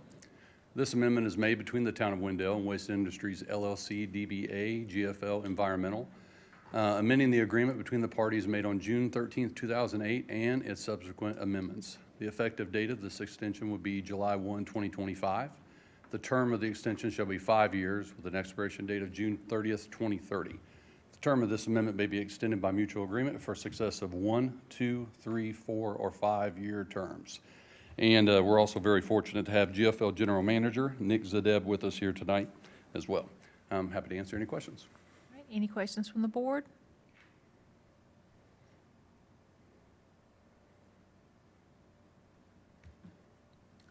Mayor, I move we authorize the town manager to sign the FY26 contract amendment for solid waste services with GFL. Okay, thank you. We have a motion to authorize the town manager to sign the fiscal year '26 contract amendment for solid waste services with GFL. Is there any discussion on the motion? All in favor? Aye. Aye. Anyone opposed? No. All right, Thank you. thank y'all. We'll move into our other business, update on board committees. Let's see, Campo. I had a Campo meeting last week. I think maybe the most important East Wake relevant thing was a pretty in-depth update on the complete 540 project from where the southern 540 portion ended at 70 and 40, up to 264. So got a whole slew of interesting pictures and cross-sections of what those new interchanges are going to look like if anybody wants to see them in more detail, some timeline things. But I think maybe one of the most interesting or most relevant things just for y'all to all keep in mind, obviously where 540 currently goes north from 264, it will also go south. So that interchange, there's already construction going on there if you've been through there anytime recently, and that'll be going on for a while. But once you go south, that next big interchange, next big interchange on 540 that'll be relevant for us is Pool Road. And so some of the tree clearing's already happening if you kind of know where you're looking along Pool Road. And so the design of that interchange is been pretty much finalized and was presented to us. I do think one notable thing that was included is a pretty purposeful decision on DOT's part and Turnpike's part to avoid a cemetery that's in one of the corners of that future interchange, so sort of the northeastern corner of that. So they've realigned it to take into consideration some of our history while we're having growth and progress at the same time. So if anybody wants to see more details and hear more about that, happy to share it anytime. Thank you. We'll move into our commissioners' comments and start with Commissioner Joyner. Nothing tonight, Madam Mayor. Commissioner Lutz? Commissioner Eatman?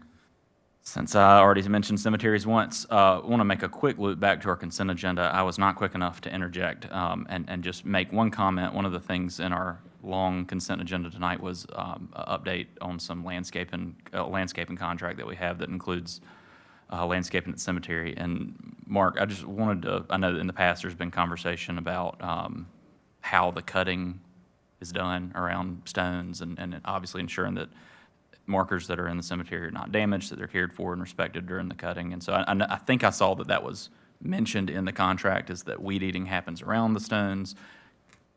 Riding mowers would happen in places where there are not stones. Am I following that correctly? Do you have any feedback or extra that I should know about that? Just nod at me and I'll. You said yes.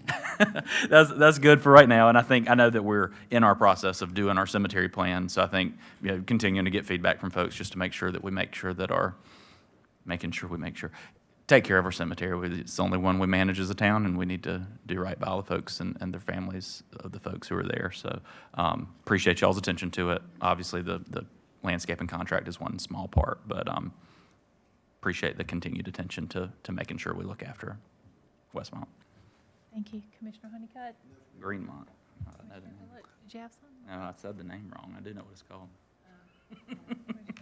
I'll just mention real quick, I'm sure you're going to say something about it, Mayor, but fireworks are upcoming, and great night. And, I mean, I guess I need to mention that a few of our jewels will be coordinating, orchestrating a great event. So looking forward to that, and we'll see if my mailbox makes it. I'll let you know next meeting. Okay, thank you.